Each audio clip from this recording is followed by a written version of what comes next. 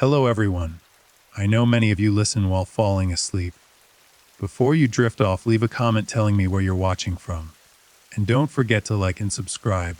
Now, let's get comfortable, relax, and dive into tonight's case. It was a Tuesday evening in November 1974, and the Oklahoma plains were cold and dark, the kind of cold that seeps through your coat and settles deep into your bones. The highway stretching through rural Crescent, Oklahoma was quiet, almost no traffic. Just a long flat ribbon of asphalt cutting through the darkness. The kind of road where you can drive for miles and not see another soul. The kind of road where, if something went wrong, no one would be there to help. Karen Silkwood was behind the wheel of her white Honda Civic.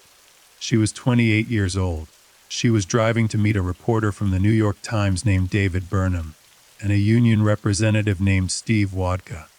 She had documents with her, important documents, the kind that she believed would change everything, the kind that she had risked her job, her health, and perhaps her life to gather. She had told people she was coming. She had told people what she had. She was only 7 miles away from the Holiday Inn in Oklahoma City where that meeting was supposed to happen. She never arrived. Her car was found in the early hours of the morning, crumpled against a concrete culvert on the side of Highway 74. Karen Silkwood was dead. The documents she had been carrying were never found, and from that moment, the questions began. Questions that have never fully been answered.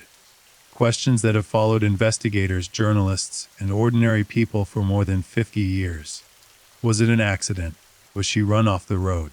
Was she silenced? To understand what happened to Karen Silkwood on that cold November highway, we have to go back to the beginning. Back to a small town in Texas. Back to a young woman full of life and intelligence and fire. Back to before the plutonium plant and the union meetings and the secret documents. Back to when Karen Silkwood was just a girl with a future wide open in front of her. Karen Gay Silkwood was born on February 19, 1946 in Longview, Texas. She was the eldest of 3 children born to Bill and Mercy Silkwood, a close-knit family living a modest, hard-working life in the American South. From the very beginning, Karen was different.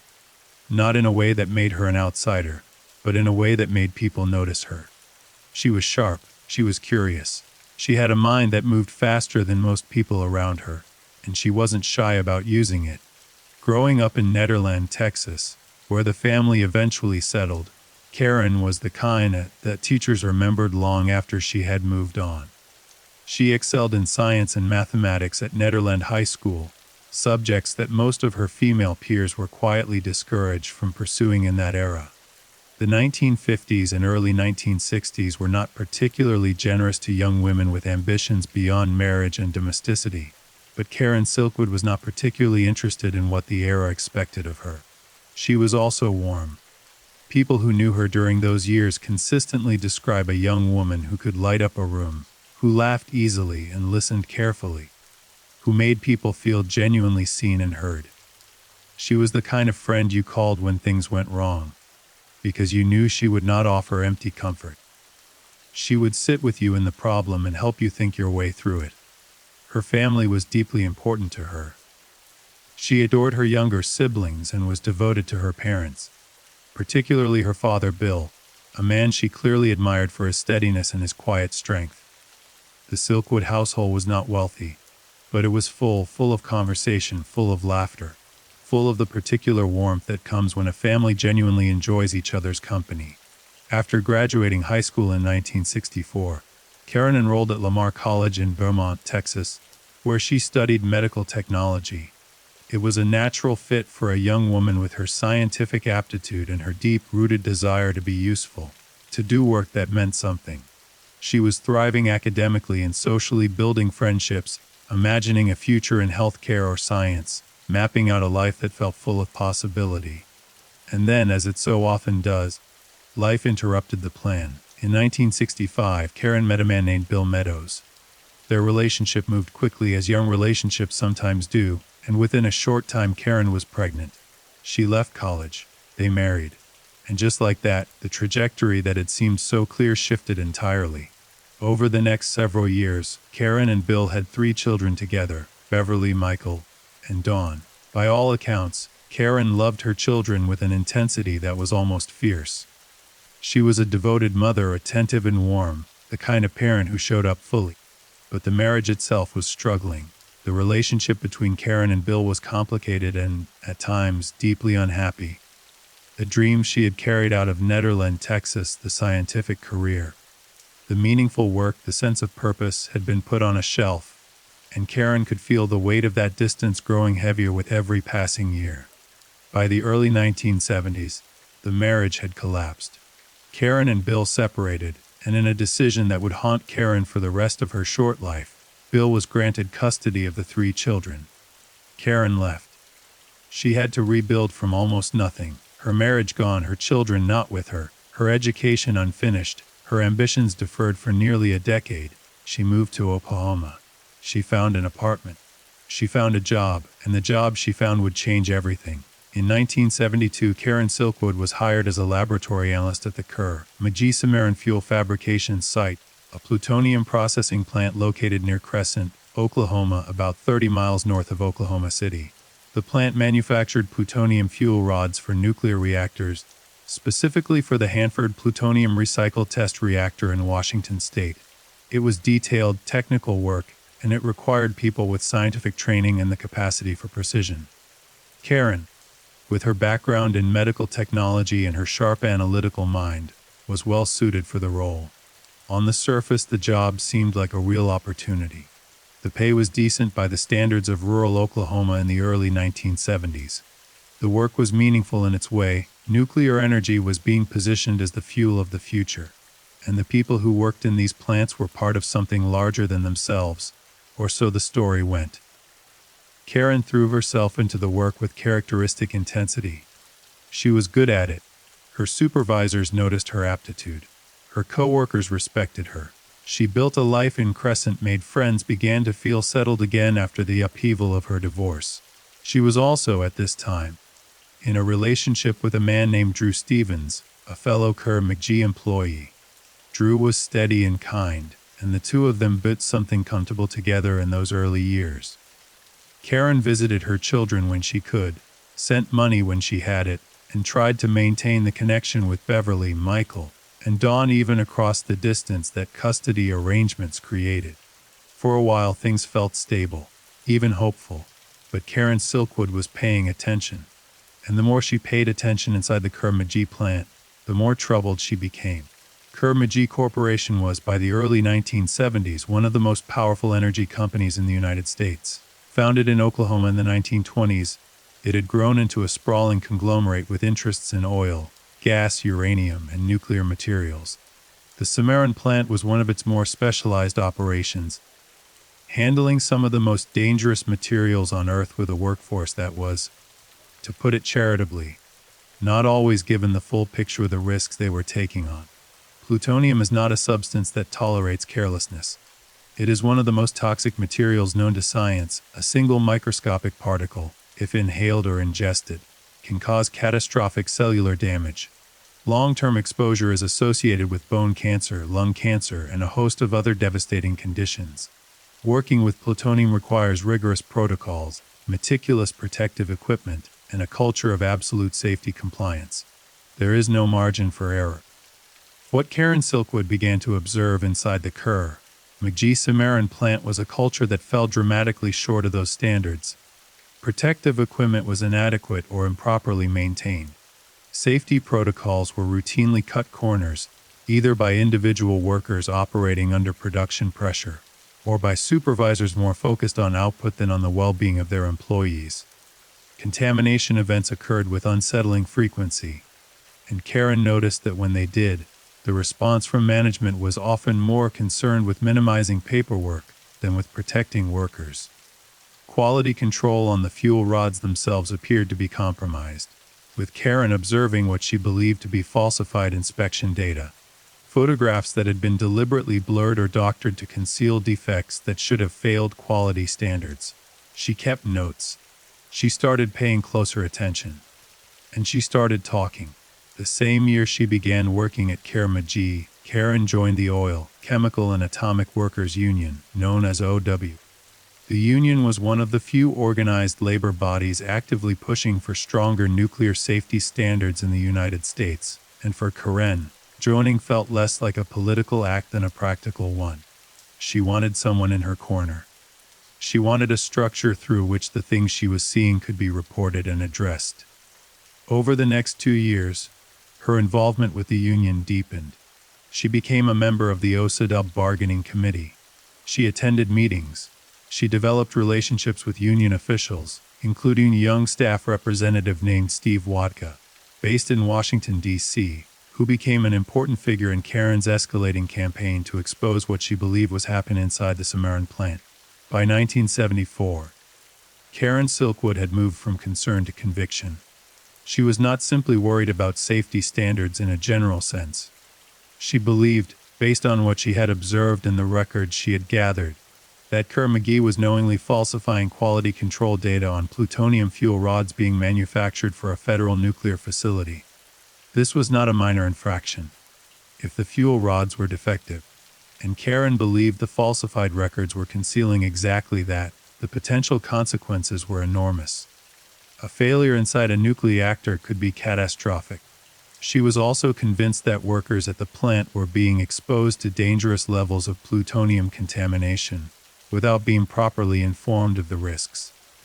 That the company was prioritizing production over the lives and health of the people on its payroll. That something deeply wrong was happening inside that plant, and that the people with the power to stop it either didn't know or didn't care. Karen Silkwood had decided that she was going to make them care. In the summer of 1974, Karen approached union officials with her concerns. The response was serious. Steve Waka flew to Oklahoma to meet with her. Together, they began to formalize a plan. Karen would gather evidence, internal documents, photographs, inspection records, anything that could substantiate the safety violations and the alleged falsification of quality control data. She would compile it carefully and systematically. And then she would hand it over to the Atomic Energy Commission and to a reporter at the New York Times, David Burnham, who had been covering nuclear industry safety issues and had an established track record of serious investigative work. It was also an extraordinarily dangerous one. Karen understood the stakes. She was not naive about the power of the company she was taking on. Kerr McGee was not a small local business. It was a major American corporation with deep roots in Oklahoma's political and economic landscape, with government contracts, with lawyers and lobbyists and resources that dwarfed anything Karen Silkwood could bring to bear. She was a lab technician in a small Oklahoma plant, a single mother trying to hold her life together, working with a union that was genuinely committed but operating with limited resources. But she had something Kerr McGee didn't have. She had the documents, or at least she was gathering them. Through the summer and into the fall of 1974, Karen worked quietly and methodically. She attended union meetings and reported back to Wadka. She made notes on what she observed on the plant floor. She gathered documents, some of which, investigators would later suggest, she had removed from the plant, though exactly what she had and how she obtained it has remained a matter of significant dispute. She also began to experience a series of events that would transform her campaign from a labor dispute into something far more frightening. In September 1974, Karen Silkwood was found to be contaminated with plutonium. The first contamination event occurred during a routine health monitoring check at the plant. Workers at Kerr McGee were regularly tested for plutonium exposure using nasal swabs and other monitoring equipment. When Karen's results came back, they showed contamination levels that were alarming, well above what could be explained by routine workplace exposure. Karen was decontaminated and the incident was documented. It happened again. Between September and November of 1974, Karen Silkwood was found to be contaminated with plutonium on multiple occasions. The levels were serious. In one particularly disturbing incident, contamination was found not just on Karen herself but inside her apartment, on food in her refrigerator, on surfaces throughout her home, in places that suggested the plutonium had been introduced deliberately rather than tracked in accidentally from the workplace. This last point bears emphasis, because it is one of the most disturbing and unresolved aspects of the entire case. Plutonium does not simply wander into someone's refrigerator. It does not accidentally migrate onto food containers and household surfaces through ordinary contact with a worker's clothing or skin. The contamination pattern found in Karen Silkwood's apartment, particularly in her kitchen, was in the assessment of investigators at the time and nuclear safety experts who have reviewed the case since, consistent with plutonium having been deliberately placed there. Not tracked in, placed, someone had apparently contaminated Karen Silkwood's food. The implications of this were staggering, if true, and the physical evidence strongly suggested that it was. Then someone had access to both plutonium and to Karen's apartment, and had used that access to deliberately expose her to one of the most toxic substances on Earth. This was not industrial negligence. This was something else entirely. Karen was frightened. She had reason to be. She underwent extensive medical testing at the Los Alamos Scientific Laboratory in New Mexico, where doctors confirmed the extent of her contamination and told her with clinical honesty that the plutonium she had absorbed into her body would remain there for the rest of her life. The long-term health consequences were uncertain but potentially severe. She was 28 years old, and she had been told that a radioactive substance was now permanently lodged in her body. Most people faced with that reality would have stopped, would have gone home, would have decided that whatever evidence they had gathered was not worth dying for. Karen Silkwood did not stop. In the weeks following her contamination, Karen continued to gather documents. She continued to attend union meetings. She continued to coordinate with Steve Wodka and with David Burnham at the New York Times. She was shaken, visibly so, according to people who knew her during this period, but she was not deterred. She told people she had what she needed. She told Wodka she had documents that would prove the falsification of quality control records. She told friends that she was close to being able to hand everything over to the people who could act on it. On November 12, 1974, Karen attended a meeting at the Hub K in Crescent, Oklahoma. The meeting was routine in structure, updates, discussion, the usual business of a local labor organization. But for Karen, it had a particular urgency. She was scheduled to drive to Oklahoma City the following day to meet with David Burnham and Steve Wodka. This was the meeting she had been working toward for months. The handoff. The moment when everything she had gathered would move out of her hands and into the hands of people with the platform and the resources to do something with it. According to witnesses at the Hub Cafe meeting, Karen arrived with a manila folder. She showed people at the meeting what she said were documents proving the safety violations and the falsified quality control records. People saw the folder. People saw her handling papers from it. This is not disputed. What happened to that folder after Karen left the meeting that night has never been established. Karen left the Hub Cafe sometime after the meeting concluded. She got into her white Honda Civic and headed south on Highway 74 toward Oklahoma City. The night was cold. The road was dark and quiet. She had 7 miles to go. She never made it. At approximately 7:15 in the morning on November 13, 1974, a truck driver named James Metheny was traveling north on Highway 74 when he spotted something in the darkness at the side of the road. He slowed. He pulled over. Karen Silkwood's white Honda Civic had left the roadway and struck a concrete culvert wing wall on the left side of the highway.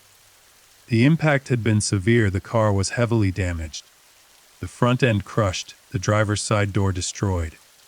Karen was still inside the vehicle. She was dead. The initial response from law enforcement was relatively straightforward, at least on the surface. The Oklahoma State Highway Patrol arrived and assessed the scene. Their preliminary conclusion was that Karen Silkwood had fallen asleep at the wheel, that exhaustion and possibly the sedative effects of medication she had been prescribed had caused her to drift off, cross the center line, and collide with the culvert. It was a tragic accident, they said. A young woman tired after a long day lost control of her car on a dark highway. That conclusion would not survive scrutiny. The first person to challenge it seriously was a private accident reconstructionist named A.O. Pipkin, who was hired by the Silkwood family and the OCU to independently examine the crash. Pipkin's analysis of the physical evidence at the scene led him to a very different conclusion than the highway patrols. The damage pattern on Karen's car, Pitkin argued, was inconsistent with a simple run-off road accident caused by driver fatigue. Specifically, he found what appeared to be contact damage on the rear bumper of Karen's Honda, damage that, in his professional assessment, was consistent with another vehicle having struck Karen's car from behind, pushing her off the road. If Pipkin was right, Karen Silkwood had not fallen asleep at the wheel. She had been run off the road. The manila folder she had been carrying, the document she had shown people at the Hubkefa meeting just hours before, was nowhere at the scene. It was not in the car. It was not on the road. It was not in the ditch. The documents Karen Silkwood had gathered, the evidence she had spent months compiling at extraordinary personal risk, had vanished. And with that vanishing, the questions began to multiply. The news of Karen Silkwood's death moved through the Kerr, Magee plant and through the Osabal Union network with shocking speed. Steve Waka, waiting at the Holiday Inn in Oklahoma City for Karen to arrive, learned that she was dead before he fully understood what had happened. David Burnham, the New York Times reporter, received the news and understood immediately that the story he had been expecting to receive from Karen Silkwood had just become a very different and far more disturbing story. Karen's family, her parents Bill and Mercy, her siblings, her children, were devastated. Beverly, Michael, and Dawn Silkwood lost their mother at a young age, in circumstances that were confusing and frightening, and that would never be fully resolved. Bill Silkwood, Karen's father, would spend years afterward refusing to accept the official version of events. He believed his daughter had been murdered. He said so publicly and repeatedly, and he never stopped saying it. The official investigation by the Oklahoma State Highway Patrol maintained its original conclusion: accident, driver fatigue, no evidence of criminal activity. But the physical evidence documented by Pipkin, combined with the extraordinary circumstances of Karen's life in the weeks before her death, the deliberate contamination of her apartment, the documents she had been carrying, the meeting she had been driving toward, made that conclusion deeply unsatisfying to nearly everyone who looked closely at the case. The FBI opened an investigation. Congressional hearings were held.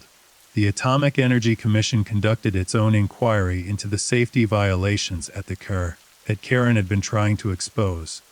And slowly, piece by piece, the picture that Karen Silkwood had been trying to show the world began to come into focus, not through the documents she had gathered, which were gone, but through the investigations that her death had triggered. What those investigations revealed about the Kerr, Magee Cimarron plant was damning. The AEC investigation found significant safety problems at the Cimarron facility. Workers had indeed been exposed to plutonium contamination at levels that exceeded regulatory standards. Safety protocols had been inadequately enforced. The quality control procedures that Karen had alleged were being falsified came under serious scrutiny. The plant's overall record on radiation safety was found to be deeply troubling. In 1975, the Kerr Magee Cimarron plant was shut down officially. The closure was attributed to a drop in demand for plutonium fuel. But the timing, coming in the wake of the investigations triggered by Karen Silkwood's death, was not lost on anyone paying attention. The plant that Karen had spent 2 years trying to expose as dangerous was no longer operating. The safety violations she had documented, at the cost of her health and ultimately her life, had been at least partially confirmed by official investigators. In a narrow, painful sense, she had achieved what she set out to achieve. But the question of what had happened to Karen on Highway 74 remained unanswered. The question of who had contaminated her food remained unanswered. The question of where the documents had gone remained unanswered. And those questions would continue to reverberate for decades. The weeks and months following Karen Silkwood's death were not quiet ones. The story had broken through the surface of ordinary news cycles and embedded itself in something larger, in the national conversation about nuclear energy, corporate accountability, and the treatment of workers who dared to speak out against powerful institutions. Karen's name was being said in union halls and congressional offices and newsrooms across the country.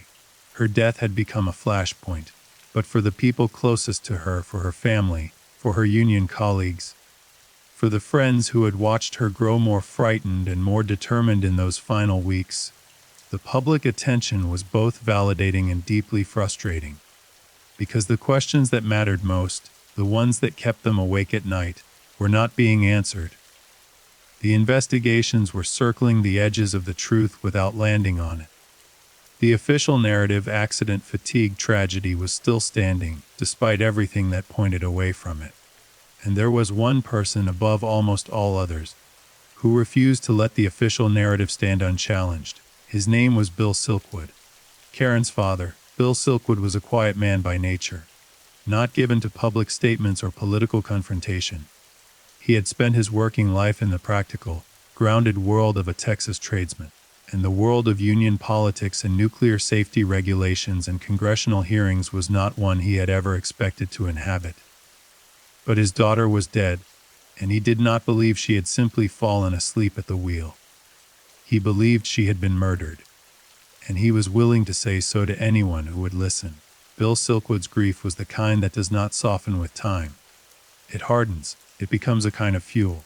He became one of the most persistent and vocal advocates for a full independent investigation into Karen's death, appearing at public forums, speaking to journalists, maintaining contact with the Osiabo union officials who had worked with Karen in her final months. He wanted accountability, he wanted answers. He wanted someone to look his daughter's killers, because he was certain there had been killers, in the eye and hold them responsible. He would wait a long time for anything resembling that.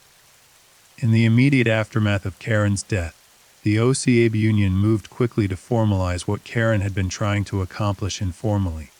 The union filed a complaint with the Atomic Energy Commission detailing the safety violations Karen had alleged at the Kurd Magisamaran plant.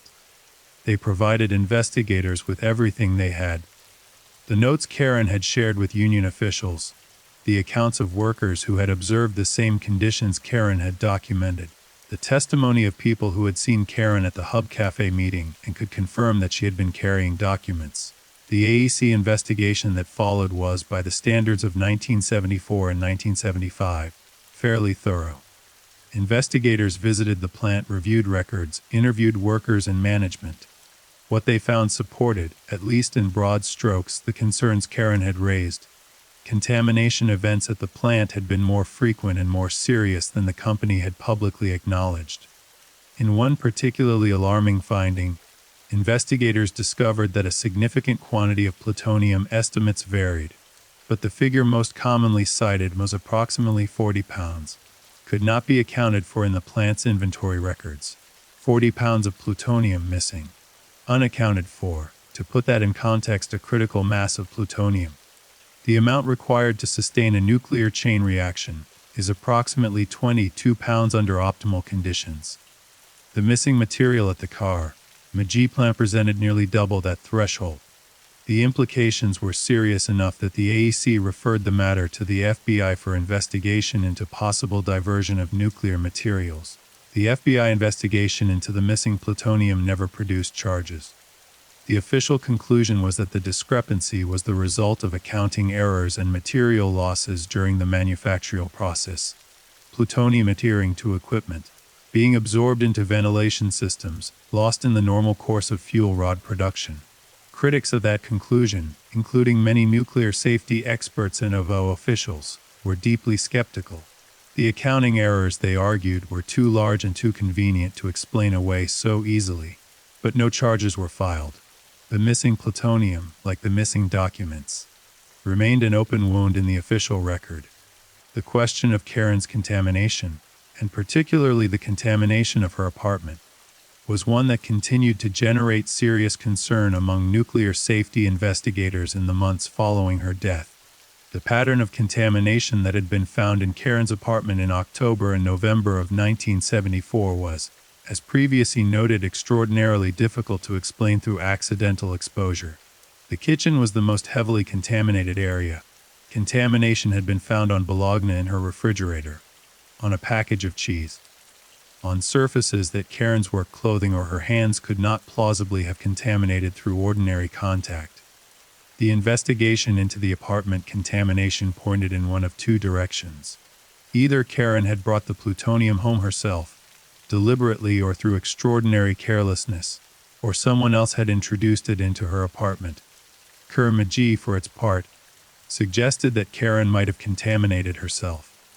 The company's position was essentially that Karen, in the course of gathering documents and samples from the plant, had handled radioactive materials improperly and had inadvertently transferred contamination to her home environment. This suggestion was delivered with a degree of innuendo that many observers found both transparent and cruel, the implication being that if Karen had contaminated herself, she was either grossly incompetent or somehow deserving of what had happened to her. The nuclear safety experts who examined the contamination data were largely unconvinced by this explanation. The distribution of contamination in the apartment, the specific locations where plutonium had been found, the quantities involved, all of it pointed more strongly toward deliberate introduction than toward accidental transfer.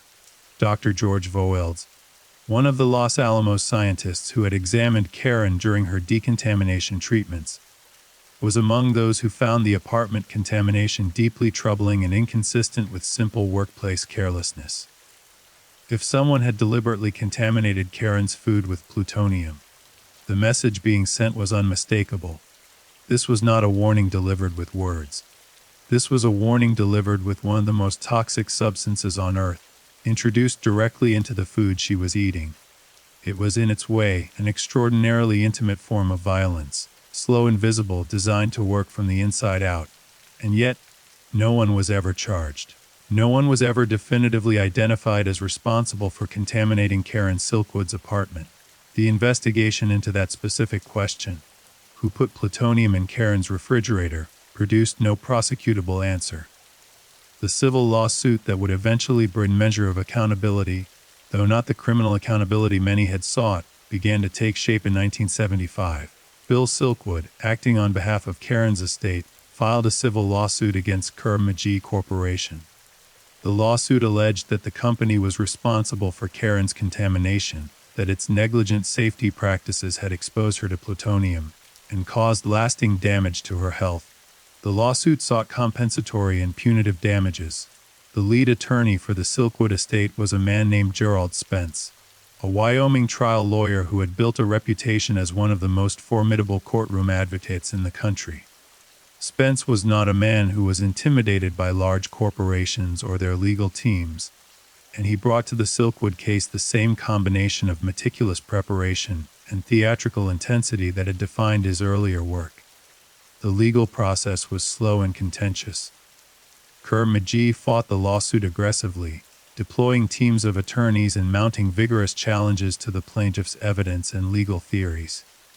The company argued that Karen's contamination had been the result of her own actions, that the company's safety record was adequate, and that there was no basis for the punitive damages the plaintiffs were seeking. The trial did not begin until 1979, 5 years after Karen's death. By then, the case had accumulated layers of complexity and controversy that made it one of the most closely watched legal proceedings in the country. But before the lawsuit could reach the courtroom, there was another front in the campaign to understand what had happened to Karen Silkwood. And this front was playing out not in Oklahoma, but in Washington, D.C., where a series of congressional hearings had begun to examine the broader questions raised by Karen's case. Questions about nuclear industry safety standards, about the adequacy of federal oversight, and about the treatment of workers who raised safety concerns. The congressional hearings of 1974 and 1975 brought Karen's story to a national audience in a way that the Oklahoma State Highway Patrol's accident report had not. Witnesses testified about conditions at the Cimarron plant. Union officials outlined the safety concerns Karen had raised and the process by which she had tried to address them. Investigators from the AEC and the FBI were questioned about the progress of their respective investigations. One of the most significant moments in the congressional proceedings came when investigators confirmed that the physical evidence from the car crash site was consistent with the possibility of rear-end contact. That is, with the possibility that another vehicle had struck Karen's car from behind before the crash.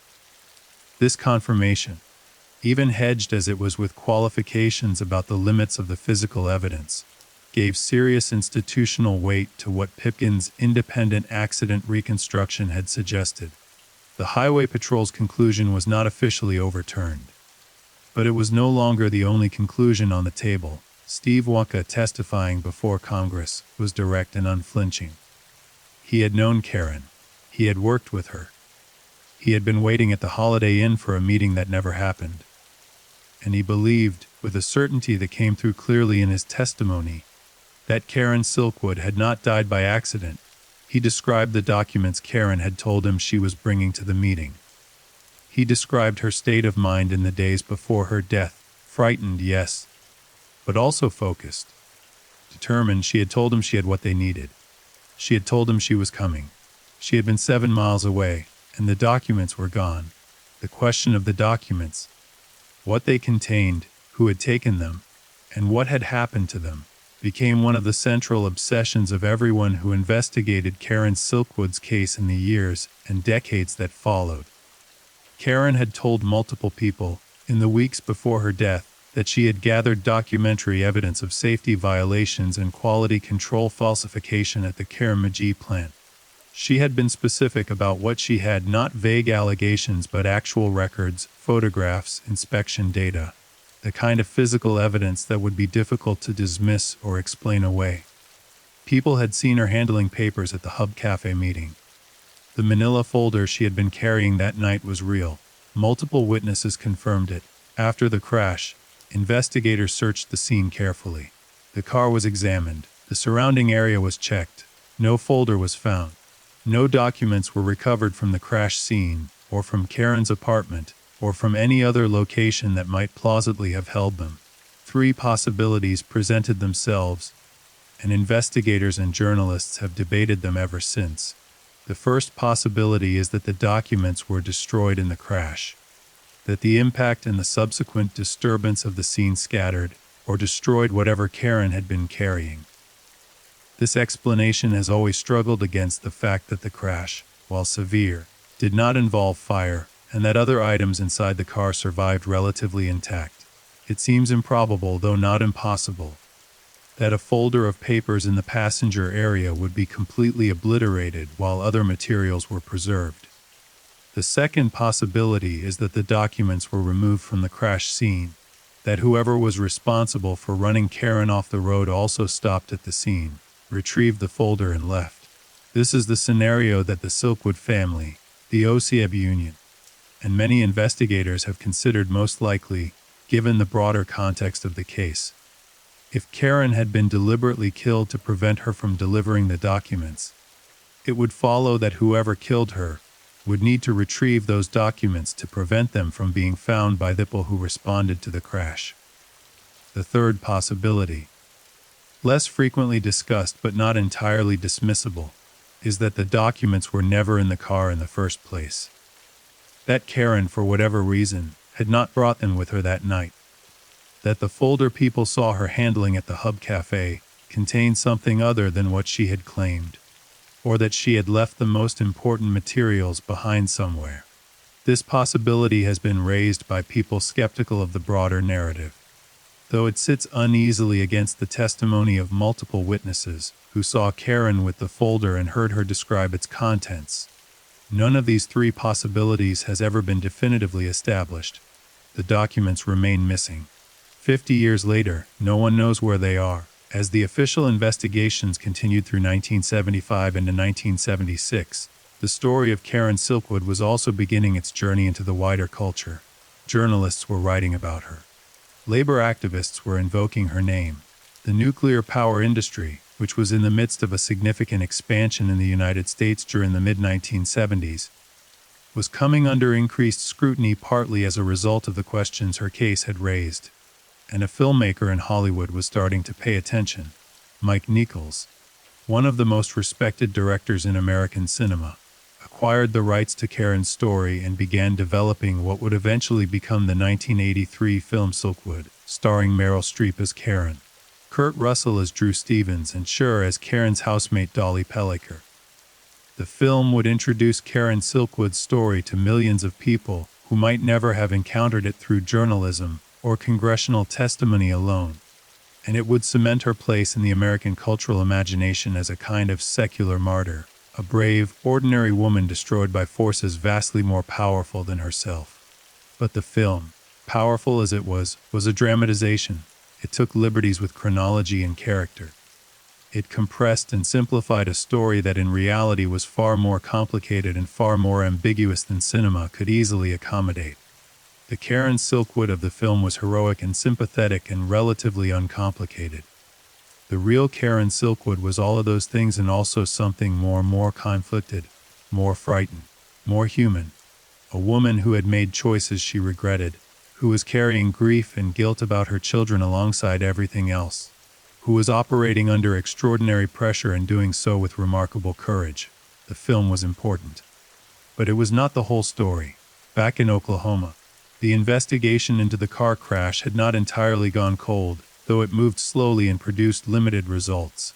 The key physical evidence, the damage to Karen's rear bumper that Pipkin had identified as consistent with rear-end contact, was examined and re-examined by multiple experts over the years. The conclusions were not unanimous. Some analysts agreed with Pipkin that the damage was consistent with another vehicle having struck Karen's car. Others argued that the damage could be explained by the car's contact with the culvert wing wall, or by other elements of the crash itself. The disagreement among experts was genuine, not manufactured. The physical evidence was ambiguous enough to support multiple interpretations, and the conditions of the crash, a dark highway, no witnesses, a heavily damaged vehicle, made definitive reconstruction difficult. What the physical evidence could establish was a possibility, not a certainty. What it could not establish, what no piece of physical evidence from the crash scene could answer, was the question of motive. And on the question of motive, the circumstances of Karen Silkwood's life and death were overwhelming. She had been gathering documents to expose a powerful corporation. She had been contaminated with plutonium, in a pattern that suggested deliberate exposure. She had been driving to hand those documents to a journalist and a union official. She had been found dead on the road before she arrived. The documents had disappeared. If this was a coincidence, if Karen Silkwood had simply, as the highway patrol maintained, fallen asleep at the wheel at the precise moment when all of these other things were happening, it was one of the most extraordinary coincidences in American criminal history. Most people who have examined the case carefully do not believe it was a coincidence. Among the investigators who dug deepest into the case and its aftermath was a journalist named Howard Cohn, who spent years reporting on the Silkwood story and eventually published a comprehensive account of his findings. Cohn's reporting identified several individuals who had been in the vicinity of Highway 74 on the night of November 10, 1974, and whose movements and connections raised questions that the official investigation had never fully explored. One thread that Cohn and other investigators pursued involved the possibility that Karen had been under surveillance in the weeks before her death. There were indications, some concrete, some circumstantial, that her movements were being monitored, that her phone may have been tapped, that people with connections to Kerr, McGee, or to private security firms had been keeping track of what she was doing and who she was talking to. The surveillance question intersected with a broader set of concerns about the relationship between the nuclear industry and private security operations in the 1970s. This was an era in which corporate security practices were not heavily regulated, in which the line between legitimate security operations and illegal surveillance was frequently blurred, and in which the stakes involved in nuclear industry secrets were high enough to motivate behaviors that would be considered extreme in other contexts. If Karen Silkwood had been under surveillance, and there is meaningful evidence to suggest she was, then someone had known she was driving to Oklahoma City on the night of November 13. Someone had known she was carrying documents. Someone had known the route she would take. That someone or someones had never been definitively identified. The year 1976 brought a development that, while not directly related to the criminal investigation into Karen's death, had significant implications for the broader story. A federal investigation into the Kerr, McGee Cimarron plant produced a report that confirmed multiple safety violations and found the company's handling of nuclear materials to be inadequate in several significant respects. The report stopped short of the most dramatic allegations. It did not confirm that quality control records had been deliberately falsified, at least not in language strong enough to support criminal charges. But it painted a picture of a facility where safety had been chronically subordinated to production, where worker exposures had been inadequately monitored and reported, and where the management culture had been resistant to the kind of rigorous safety compliance that working with plutonium demanded. This was, in a meaningful sense, a posthumous vindication of Karen Silkwood. The things she had been trying to say, the things she had gathered documents to prove, had been confirmed, at least in their broad outlines, by federal investigators. She had been right. The plant was unsafe. Workers were being endangered. Something needed to change. She had paid for being right with her health, her peace of mind, and most likely her life. The vindication did not bring her back. It did not tell her family what had happened on Highway 74. It did not reveal who had put plutonium in her refrigerator. But it confirmed for the people who had known her and believed in her that Karen Silkwood had not been wrong. She had not been paranoid or reckless or politically motivated in ways that distorted her judgment. She had been telling the truth. As the 1970s gave way to the 1980s in the civil lawsuit against Kerr, McGee moved closer to its eventual trial date. The world Karen had inhabited was changing in ways that both reflected and obscured her legacy. The nuclear power industry in the United States was entering a period of significant turbulence. The accident at 3 Mile Island in 1979 had transformed public attitudes toward nuclear energy in ways that no amount of corporate messaging could fully contain. The questions that Karen had raised about safety culture and regulatory adequacy in nuclear facilities, questions that had seemed to many in 1974 like the concerns of an overly worried lab technician, now seemed prophetic. The labor movement, too, was shifting. The OCABU union that had supported Karen and helped bring her concerns to national attention was navigating the broader pressures on organized labor of the 1970s and early 1980s. The political climate was becoming less hospitable to the kind of aggressive worker advocacy that had characterized the union's approach to the Silkwood case. But the lawsuit was still moving. Gerald Spence was still preparing, and the Silkwood family was still waiting for their day in court. In 1979, the civil trial in the case of Silkwood v. Kerr, McGee Corporation finally began in federal court in Oklahoma City. It was one of the most closely watched legal proceedings in the country, drawing journalists and legal observers from across the nation. The stakes were enormous, not just financially, but symbolically. This was, in a very real sense, Karen Silkwood's final attempt to be heard. Spence's presentation of the case was masterful. He walked the jury through the conditions at the Cimarron plant. He presented expert testimony on the health effects of plutonium exposure. He told Karen's story, her background, her motivations, her courage, her fear, with the kind of narrative skill that made the jury understand, viscerally, what had been at stake for this young woman. He was particularly effective on the question of the apartment contamination. The forensic evidence, presented in clinical detail, made it impossible for the jury to accept Kerr, McGee's suggestion that Karen had contaminated herself through carelessness. The distribution patterns, the specific locations, the quantities involved, all of it pointed toward deliberate introduction.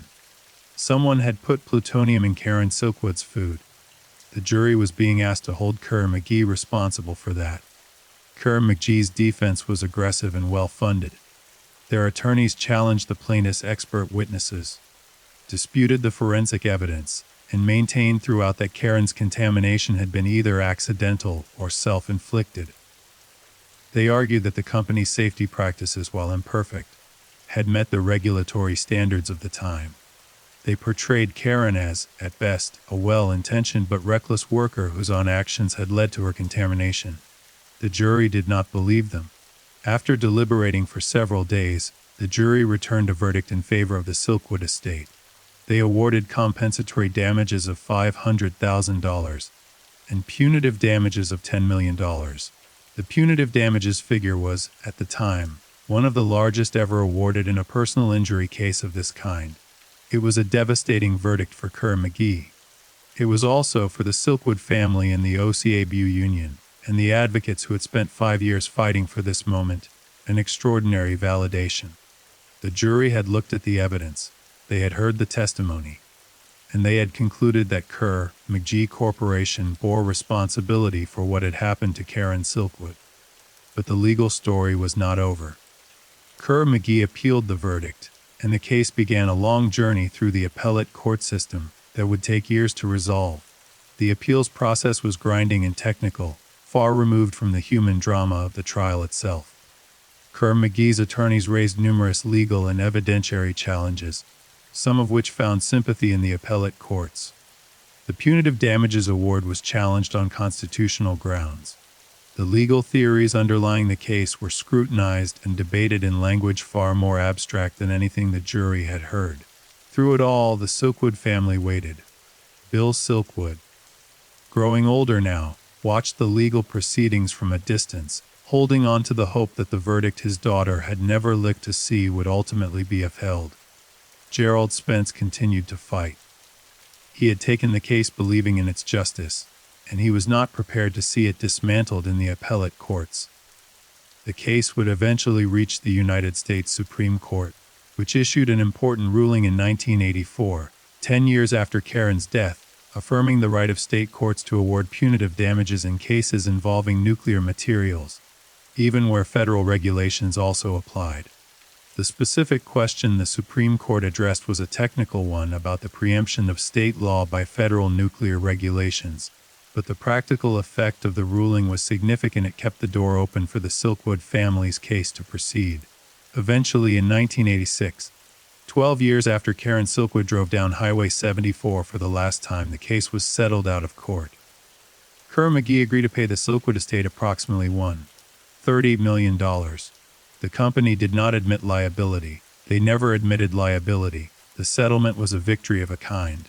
It was money, real money, paid by the corporation to the family of the woman whose health and life had been destroyed by its operations. But it was not the admission of wrongdoing that Bill Silkwood had wanted. It was not the criminal accountability that would have meant someone going to prison for what had happened to Karen. It was a financial resolution, a closing of accounts, without a closing of questions. Bill Silkwood accepted the settlement. He did not stop believing his daughter had been murdered. The settlement of the civil lawsuit in 1986 closed one chapter of the Karen Silkwood story, but it opened nothing. It answered none of the questions that had been circling since that November morning when a truck driver named James Metheny pulled over on Highway 74 and found a crumpled Honda Civic pressed against a concrete culvert. The money had changed hands. The lawyers had moved on. The courts had done what courts do, processed, adjudicated, resolved on paper what could not be resolved in reality. And in the silence that followed, the unanswered questions grew louder. Who had contaminated Karen Silkwood's apartment?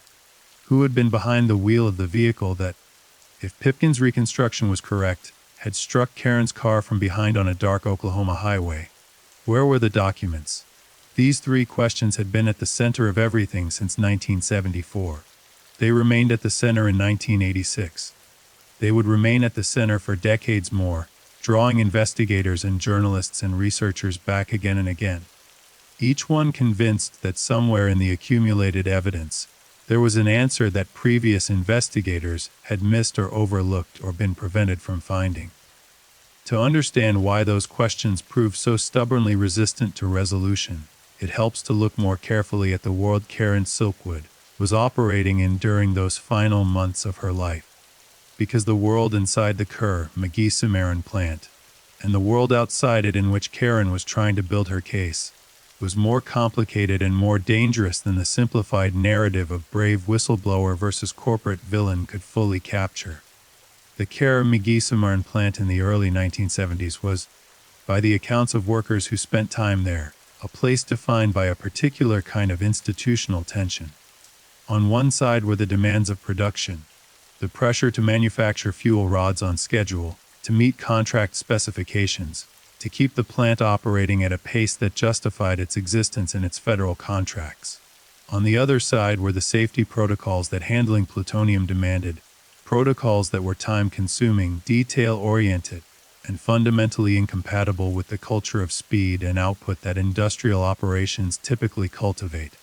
In that tension, safety consistently lost. Workers described being pressured to skip decontamination procedures when production was behind schedule. They described safety equipment that was inadequate or in poor repair. They described a monitoring system for radiation exposure that was, in the assessment of multiple independent experts, not rigorous enough to detect dangerous levels of contamination in real time. They described a management culture in which raising safety concerns was not encouraged and could, in practice, have negative consequences for a worker standing. This was not, it should be noted, unique to Kerr-McGee. The nuclear industry in the United States in the early 1970s was operating in a period of rapid expansion, under regulatory oversight that many critics argued was too closely aligned with the industry it was supposed to police. The Atomic Energy Commission, which was responsible for both promoting nuclear energy and regulating it, was an institution with a structural conflict of interest that many industry observers had identified long before Karen Silkwood started taking notes in the Cimarron plant. The AEC's dual mandate, promote and regulate, meant that its investigators operated in an environment where the discovery of serious safety violations carried uncomfortable implications for the broader project of nuclear energy expansion. This did not mean that AEC investigators were dishonest or corrupt. Most of them were professional civil servants doing their jobs, as well as the institutional constraints permitted. But those constraints were real, and they shaped what the investigations found and what they chose to emphasize. Karen Silkwood had understood this. It was part of why she had decided to go outside the official channels, to bring her evidence directly to a journalist, rather than trusting that the regulatory system would act on its own. She had a sophisticated grasp of how institutions work and how they protect themselves, remarkable for a 28-year-old lab technician in rural Oklahoma. She had seen enough of how the plant operated and how the company interacted with the regulatory bodies that were supposed to oversee it, to understand that the official channels were not going to be sufficient. She needed the New York Times. She needed David Burnham. She needed the story to become public in a way that made it impossible to manage or suppress. She was right about that too. The story did become public, just not in the way she had planned. Among the many threads that investigators pursued in the years following Karen's death, one of the most tantalizing and ultimately frustrating involved the question of who had access to her apartment. Karen lived in a modest apartment in Crescent, Oklahoma. She shared it for a period with Drew Stevens, her boyfriend, and with a woman named Sherry Ellis, who had also worked at the Kerr-McGee plant. The apartment was not a secure facility. It was a rental unit in a small town where people did not necessarily think about security in the way that someone in Karen's situation, in retrospect, should have. The contamination events of October and November 1974 pointed towards someone who had both access to plutonium, which meant someone with a connection to the Kerr-McGee plant, and access to Karen's apartment. The intersection of those two requirements significantly narrowed the field of possible suspects. You could not contaminate someone's refrigerator with plutonium if you did not have plutonium. And plutonium was not something that ordinary people could obtain. It was a controlled substance, tightly regulated, produced and handled in a small number of specialized facilities. The Kerr-McGee Cimarron plant was one of them. This meant that whoever had contaminated Karen's apartment had almost certainly taken the plutonium from the plant, which in turn connected the apartment contamination to the larger question of the missing 40 pounds of plutonium that AEC investigators had been unable to account for in the plant's inventory. The FBI investigation into the missing plutonium and the apartment contamination proceeded on parallel tracks that occasionally intersected but never fully converged. Agents interviewed dozens of current and former plant workers. They examined the plant's records. They mapped the possible routes by which plutonium could have moved from the facility to Karen's kitchen. They did not find a definitive answer. Some investigators, reviewing the FBI's work years later, concluded that the Bureau's investigation had been less than aggressive, that leads had been dropped before they were fully pursued, that interviews had been conducted in ways that allowed subjects to provide vague answers without being pressed for specifics, that the overall quality of the investigation fell short of what the seriousness of the case demanded.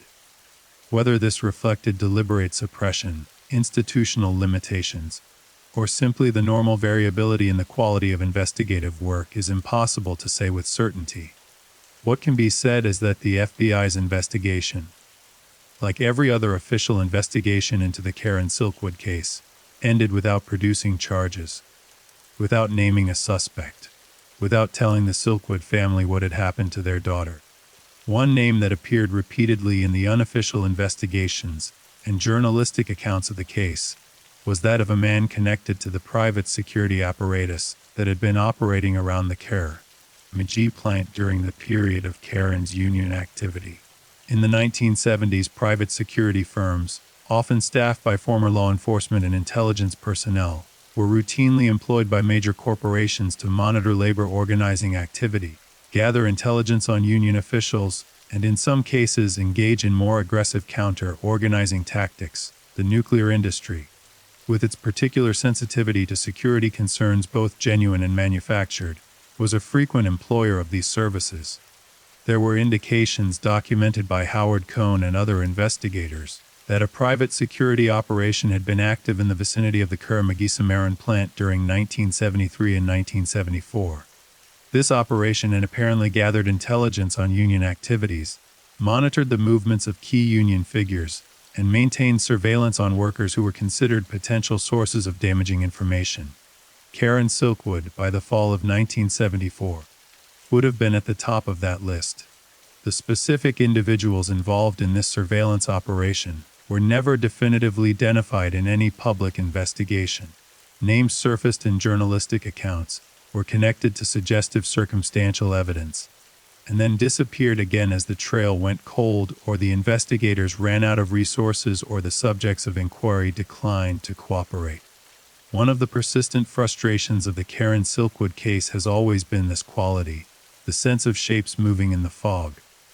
You can see that something there. You can trace its outline. But the moment you try to bring it into focus, it blurs and retreats, and you are left with suggestion and implication rather than fact.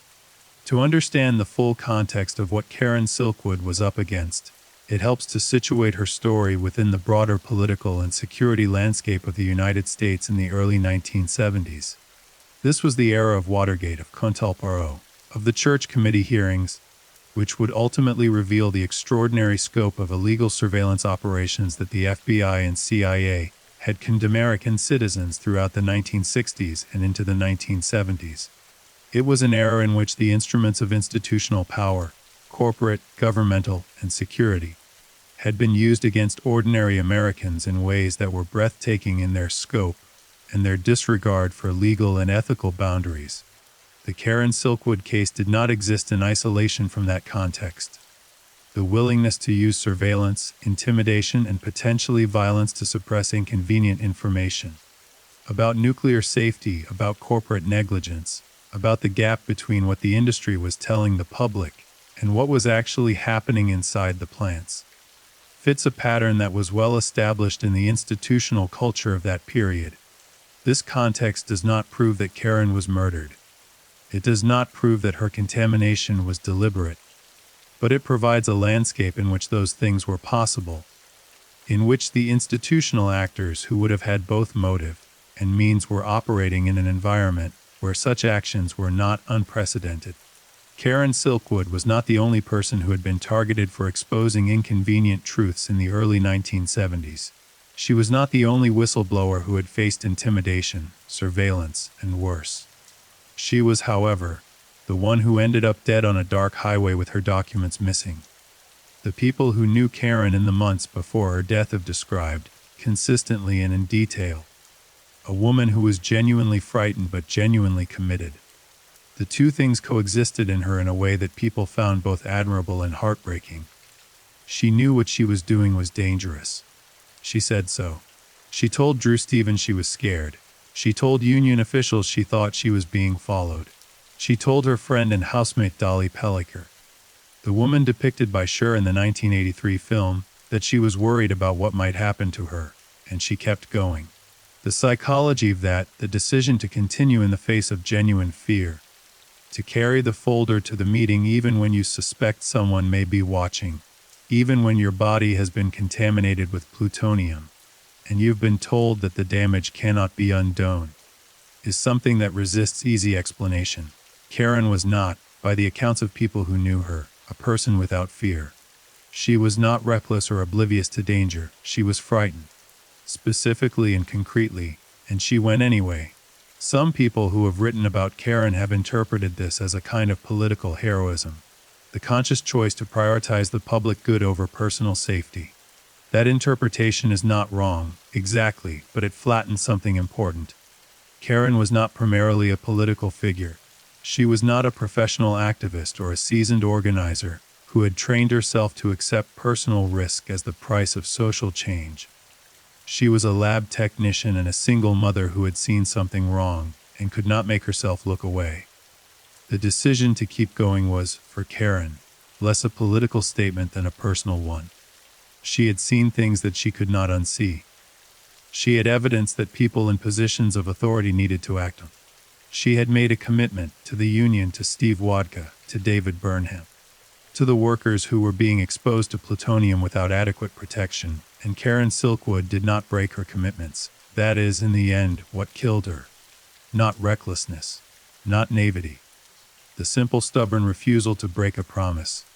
In the years following the civil trial and settlement, a number of people who had been peripherally involved in the case came forward with additional information, fragments of testimony, recollections, second-hand accounts.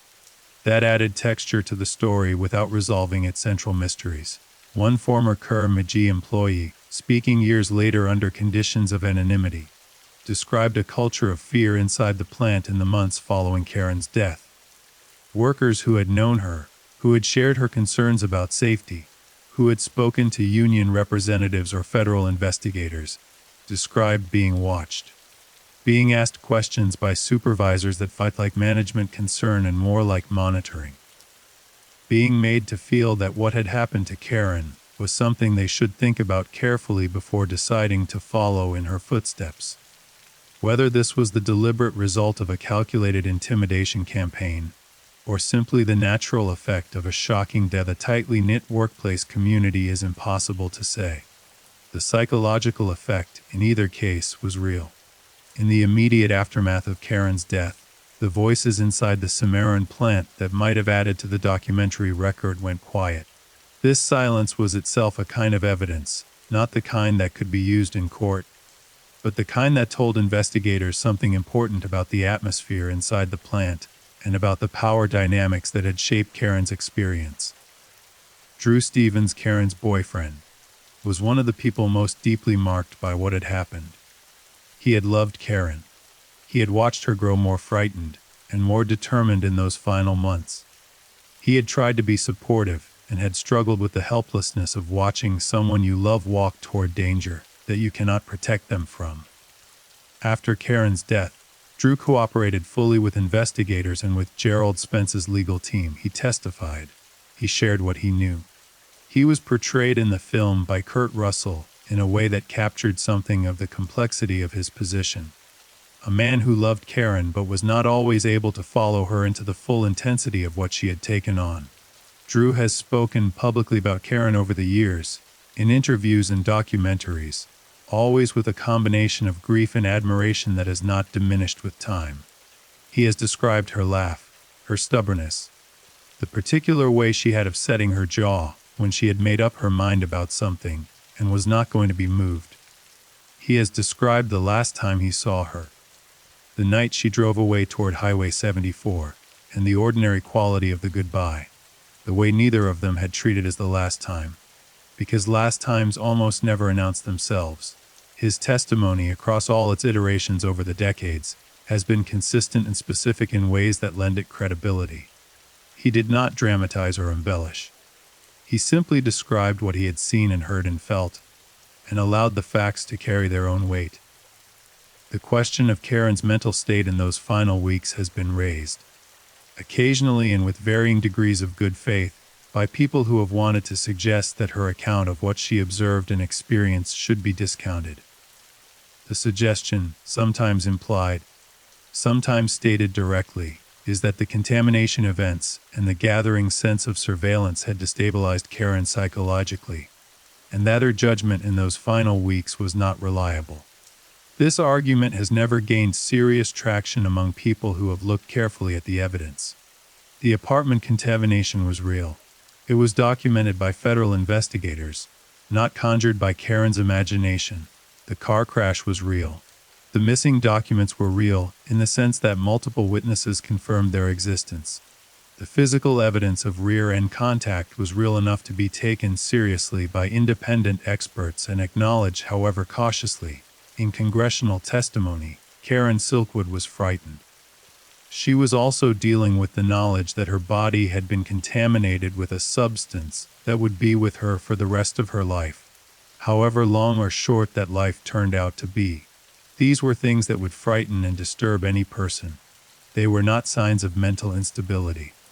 They were rational responses to genuinely frightening circumstances. The people who knew her best, Drew Stevens, Dolly Pelliker, Steve Waka, her union colleagues, have been consistent and clear on this point. Karen was scared, but she was not confused.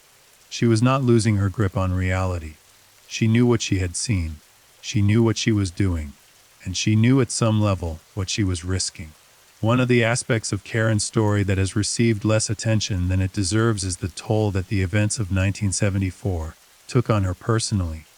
Not in the dramatic sense of the contamination and the car crash, but in the quieter, more intimate sense of a life under siege. Karen was 28 years old. She was a single mother whose children lived with their father. She was living in a small apartment in rural Oklahoma, working a job that had become, by the fall of 1974, something between a mission and a trap. She had been contaminated with plutonium. She was frightened about her health. She was worrying about being watched. She was carrying a weight of responsibility. To the workers who depended on her bringing the evidence forward. To the family members who would be affected if something happened to her. That would have been crushing for anyone.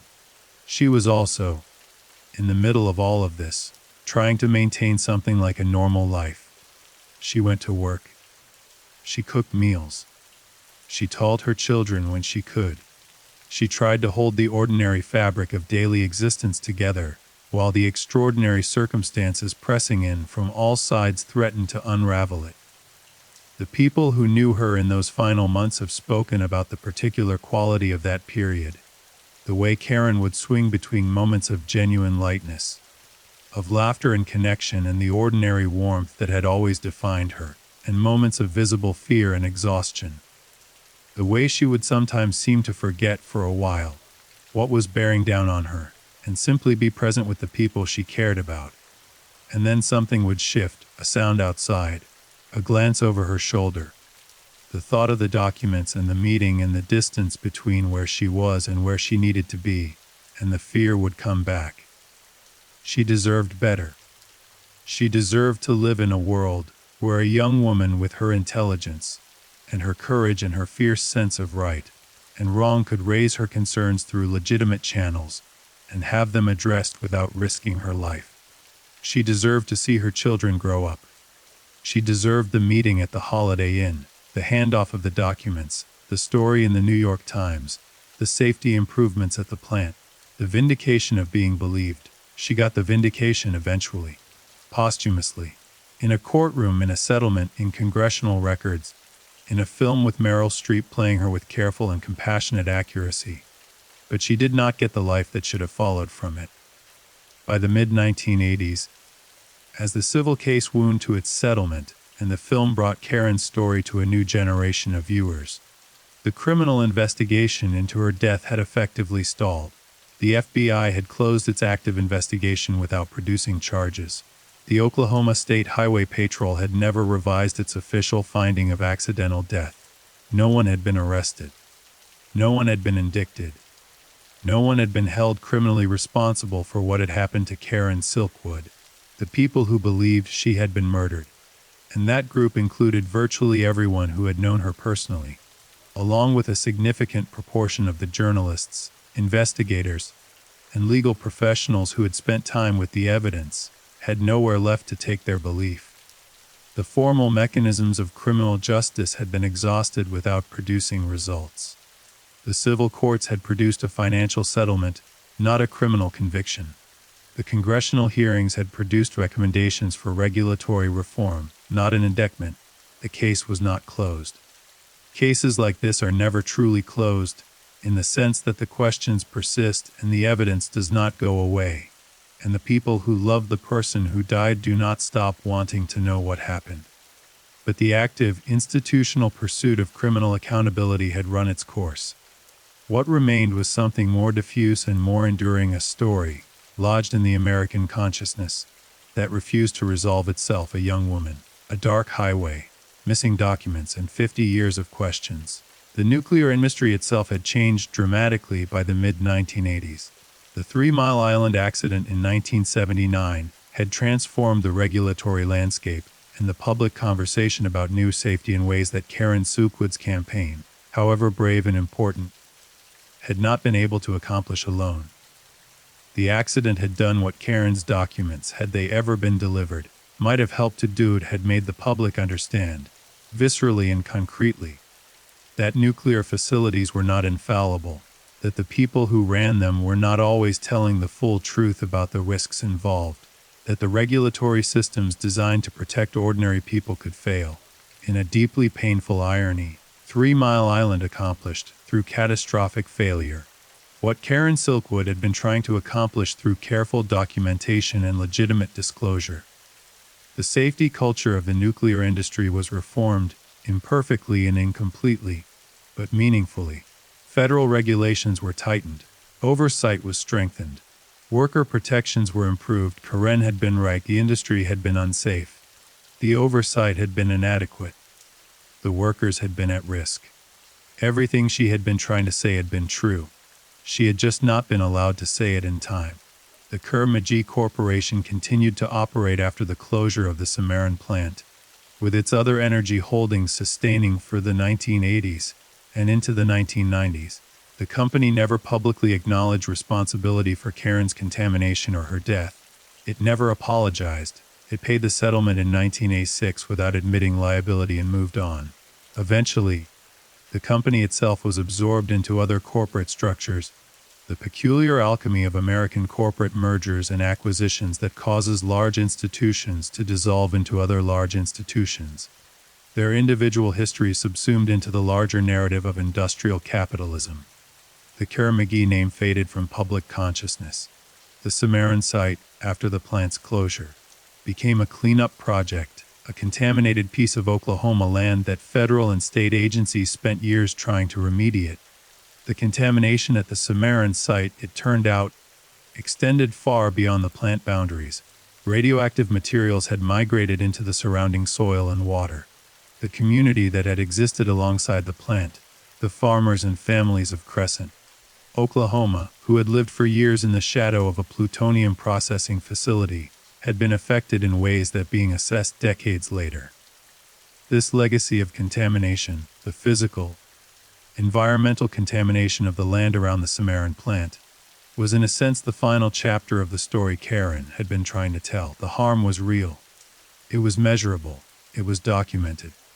And it extended outward from the plant in every direction, touching the lives of people who had never worked there, who had never heard of Karen Silkwood, who had simply had the misfortune of living nearby. For the Silkwood family, the years after the settlement were years of low with the absence of resolution. Bill Silkwood, Karen's father, never abandoned his belief that his daughter had been murdered. He carried that belief until his death, maintaining that the official version of events was a lie, and that the people responsible for Karen's death had been protected by the systems that should have held them accountable. Karen's children, Beverly, Michael, and Dawn, grew up without their mother. They grew up with her story, with the film and the articles and the congressional testimony that had made Karen Silkwood into a public figure. They grew up knowing that their mother had been brave, and that she had been right and that she had died for it.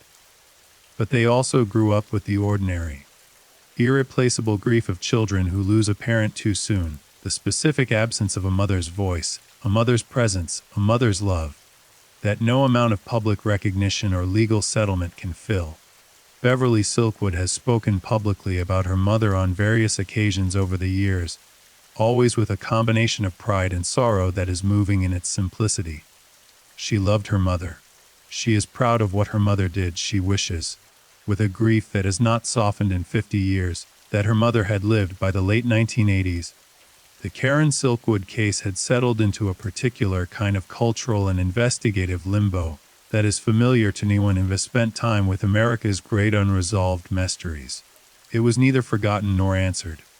It existed in a middle space, too important to be ignored, too unresolved to be filed away, too politically charged to be discussed without the kind of institutional caution that tends to flatten the truth rather than reveal it. Journalists continue to write about it. Academics continued to analyze it. Labor historians cited it as a landmark case in the struggle for worker safety protections. Nuclear safety advocates invoked Karen's name whenever the conversation turned to the adequacy of federal oversight in the industry. And ordinary people, people who had seen the film, people who had read the articles, people who had simply heard the story from someone who knew someone who remembered, continued to carry a version of Karen Silkwood in their minds. A young woman. A dark road. Something wrong. But the investigative energy that had characterized the years immediately following Carnegie dissipated by the end of the 1980s. The FBI file was closed. The OSAW Union, which had been Karen's institutional champion throughout the early years of the case, was navigating its own organizational challenges and could no longer sustain the kind of active, resource-intensive engagement with the case that it had maintained in the 1970s. Gerald Spence had moved on to other cases, other battles, other clients who needed the full force of his considerable abilities. The case had become, in the terminology of law enforcement, a cold case. Not officially, not in any formal sense, because it had never officially been classified as a homicide, but in every practical sense, no active investigation, no new leads being pursued, no institutional body with both the resources and the mandate to pick it up and carry it forward. What it had instead was memory, and a handful of people who refused to let the memory become merely commemorative. Among the most persistent of those people was a journalist named Richard Rashi, who spent years researching and writing a comprehensive account of the Karen Silkwood case. His book, published in 1981 under the title The Killing of Karen Silkwood, was one of the most thorough and carefully documented examinations of the case ever produced. Raschke interviewed hundreds of people, former plant workers, union officials, investigators, family members, legal professionals, nuclear safety experts, and produced a narrative that was meticulous in its detail and unflinching in its conclusions. Raschke's central argument was direct and unambiguous. Karen Silkwood had not died by accident.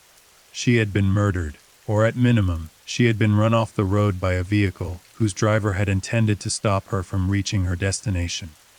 The documents she had been carrying had been taken from the crash scene by whoever was responsible for her death.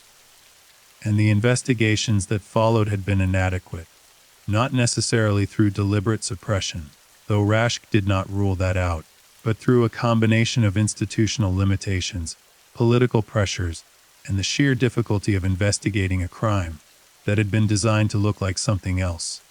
The book was widely reviewed and seriously engaged. It did not produce new criminal charges, but it kept the case alive in the public consciousness and provided a documentary foundation that subsequent investigators and journalists could build on. Raschke's work also surfaced several details that the official investigations had not fully developed. Among the most significant was additional information about the surveillance operation that had apparently been active around during 1974.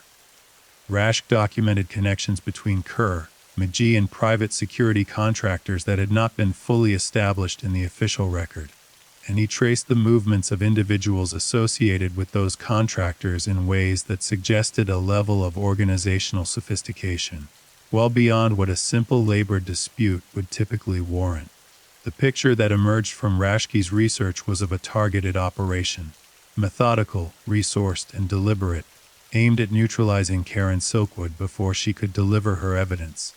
This was not the picture of a random accident or a spontaneous act of violence. This was something planned. The private security dimension of the case intersected with a broader story about the role of corporate intelligence operations in American industrial and labor relations during the 1970s. This was a world that operated largely in shadow, staffed by people with backgrounds in law enforcement and intelligence who had moved into the private sector and were applying the surveillance and counter-intelligence techniques they had learned in government service to the very different context of corporate labor management. These operations were not illegal in their basic structure, monitoring labor organizing activity, gathering intelligence on union officials, tracking the movements of employees considered security risks, were all things that private security contractors could do within the law. But the line between legal intelligence gathering and illegal surveillance was routinely crossed, and the line between surveillance and active interference was, in some documented cases, crossed as well. The Church Committee hearings of 1975 and 1976 had exposed the tip of this iceberg in the context of government intelligence operations. What they had not fully explored was the extent to which similar techniques and similar personnel were being deployed in the private sector, on behalf of corporate clients who had strong financial incentives to suppress inconvenient information and strong financial resources to pay for the suppression. Karen Silkwood had stumbled into this world. She had not been a sophisticated counterintelligence operative. She had been a lab technician with a manila folder and a meeting to keep. She had not known the full dimensions of the apparatus that had been arrayed against her. She had known she was frightened. She had known someone was watching. She had kept going anyway. One of the most haunting aspects of Karen's final days is the question of whether she had any real understanding of the danger she was in.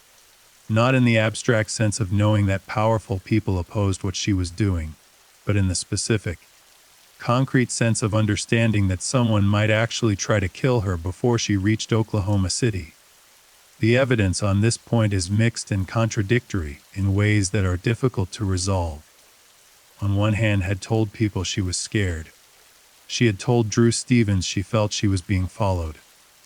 She had expressed to union officials a general fear about what might happen to her. These expressions of fear suggest that she understood at some level that the risks she was taking were serious. On the other hand, the people who knew her during those final weeks have consistently described a Karen who was frightened but not paralyzed, who was going to meetings, making plans, behaving in the ways that a person behaves when they are worried, but not when they believe they are about to be killed. She had driven to the Hub Cafe meeting that evening as she had driven to countless other meetings. She had left the meeting with her folder and gotten into her car and headed down the highway toward Oklahoma City. She had not taken unusual precautions. She had not asked anyone to accompany her. She had not called ahead to say she was leaving. This might mean that she had not genuinely believed the danger was as immediate as it turned out to be. Or it might mean that she had assessed the danger and decided the mission was worth it. Or it might mean something more prosaic, that she had been tired after a long meeting, thinking about the conversation ahead rather than the road behind her. In the ordinary state of partial attention that most people drive they have made many times before, we will never know what was in Karen Silkwood's mind during those 7 miles on Highway 74. We will never know whether she saw headlights behind her closing too fast, whether she had time to feel fear before the impact, whether her last conscious moments were filled with the understanding of what was happening. We cannot know these things, and in the absence of knowledge, imagination fills the space, and imagination, when it contemplates a young woman die alone on a dark road, tends toward the unbearable. The question of the sedatives found in Karen's system at the time of the crash has been another persistent point of contention in the case. The toxicology report from her autopsy found traces of methaqualone, a sedative sold under the brand name Quaalude, in Karen's blood. This finding was central to the Highway Patrol's conclusion that Karen had fallen asleep at the wheel. A young woman, tired after a long day, with sedatives in her system, the explanation wrote itself. But the toxicology finding was more complicated than the highway patrol's use of it suggested. The levels of methaclone found in Karen's system were, according to experts who have reviewed the autopsy report, relatively low, consistent with therapeutic use of the drug, which was legally prescribed at the time, rather than with the kind of significant impairment that would cause a person to fall asleep while driving. Karen had a prescription for the drug. She had been using it, under medical supervision, to help with the anxiety and insomnia that had become significant problems for her during the months of contamination and escalating fear. The question of whether those levels were high enough to impair her driving, and whether she had taken the medication, knowing she was about to make a nighttime drive, was one that the official investigation did not explore with the thoroughness it deserved. The presence of methaqualone in her system was treated as a sufficient explanation for the crash, rather than as one of several factors to be weighed against the physical evidence. Gerald Spence and the legal team for the Silkwood had challenged this interpretation during the civil trial. They had presented expert testimony on the pharmacological effects of methaqualone at the levels found in Karen's system. They had argued that the drug levels did not support the conclusion that Karen had been impaired to the degree necessary to explain a loss of control at highway speeds. The jury, in finding for the Silkwood estate, had implicitly rejected the highway patrol's framing. But the official record had never been formally revised. The Oklahoma State Highway Patrol's accident report still classified Karen's death as the result of driver fatigue and impairment. That classification has never been changed. In 1991, 17 years after Karen's death, a documentary film brought new attention to the case. The film examined the physical evidence from the crash and featured interviews with several key figures, including accident reconstruction experts who offered their analysis of the damage patterns on Karen's car. The documentary was careful and serious, not a sensationalist production, but a genuine attempt to revisit the evidence with the benefit of time and distance. The documentary's most significant contribution was its examination of the rear bumper damage that Pipkin had originally identified. By 1991, additional analysis had been conducted on photographs of Karen's car taken at the crash scene, and several experts interviewed for the film offered their assessment that the damage was indeed consistent with rear-end contact from another vehicle. They were appropriately cautious. Consistent with did not mean proof of, but the weight of their collective judgment reinforced Pipkin's original conclusion.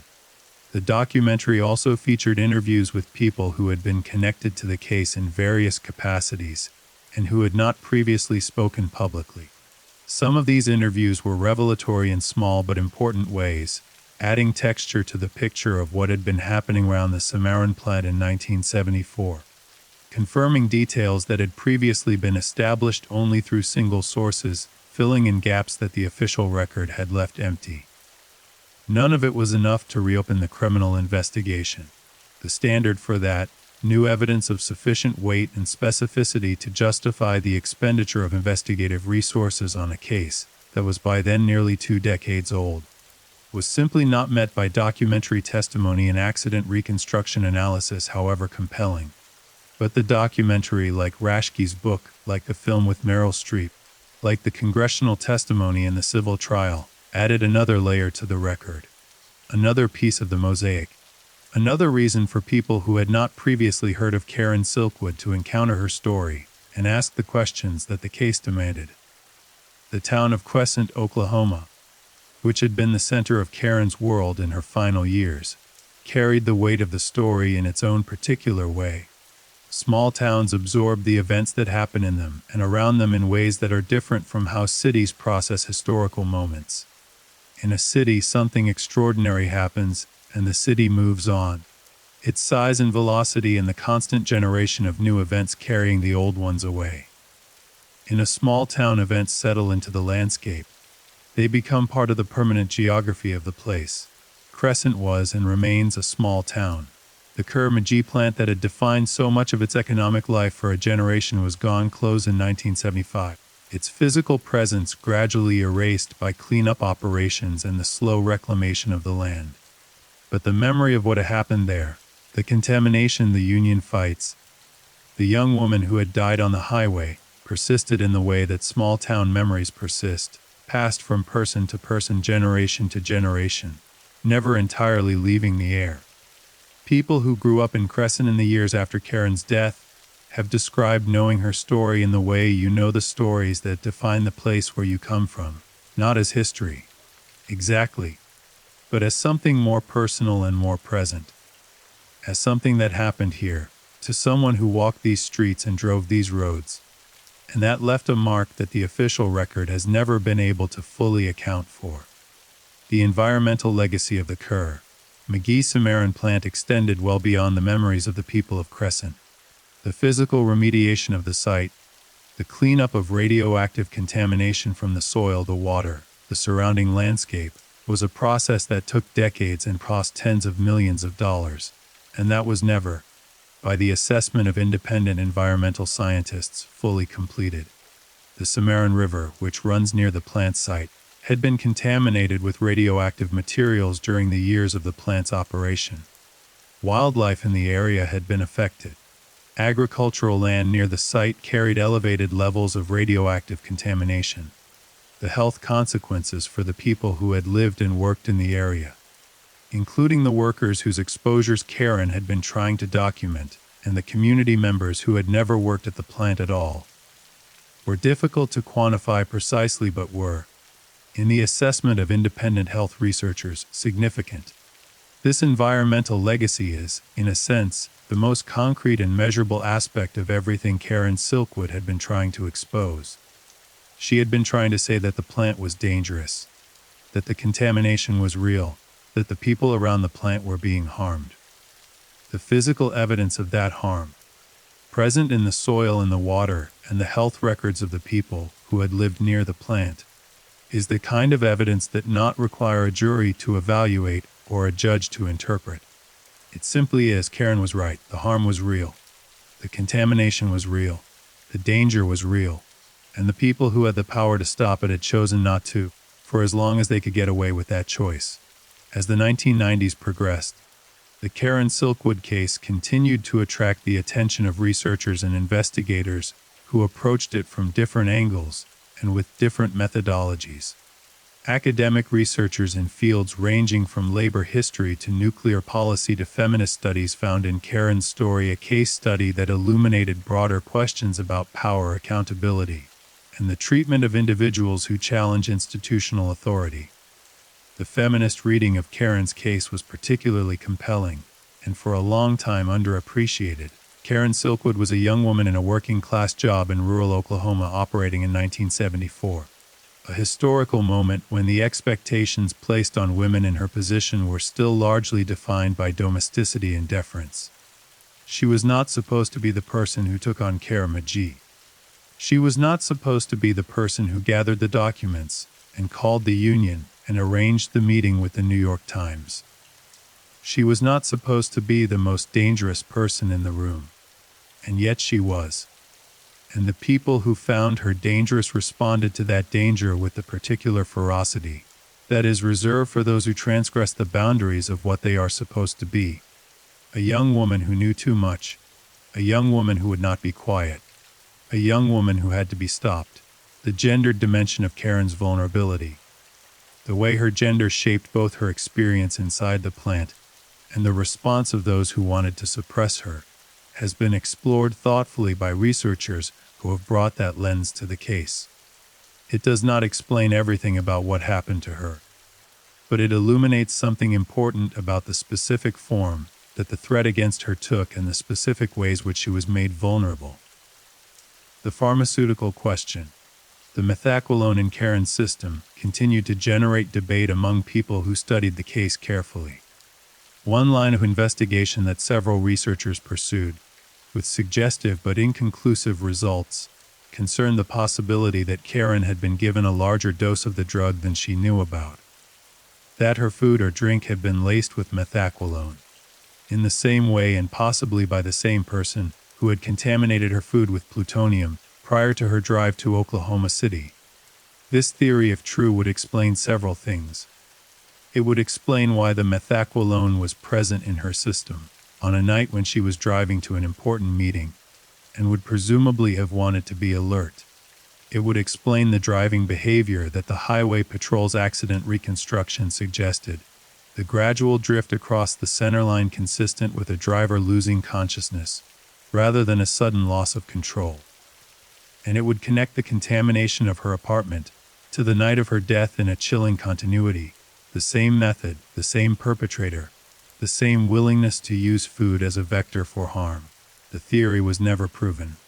The autopsy had not been conducted with this possibility in mind, and the forensic evidence that might have confirmed or disproven deliberate dosing was not gathered in a way that could support retrospective analysis. The chain of custody for biological samples from the autopsy was not maintained in a way that would have permitted the kind of sophisticated toxicological analysis that might, with modern techniques, have been able to say something more definitive. This is one of the enduring frustrations of the case, that the investigation at the time was not conducted with the full range of possibilities in mind. The Highway Patrol had made its determination early, and had not investigated with the thoroughness that the extraordinary circumstances demanded.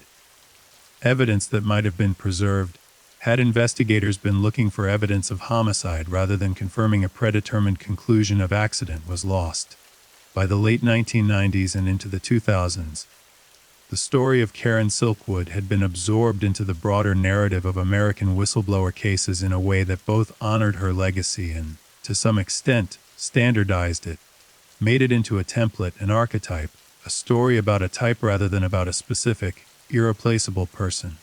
This is what happens to cases that become famous over time.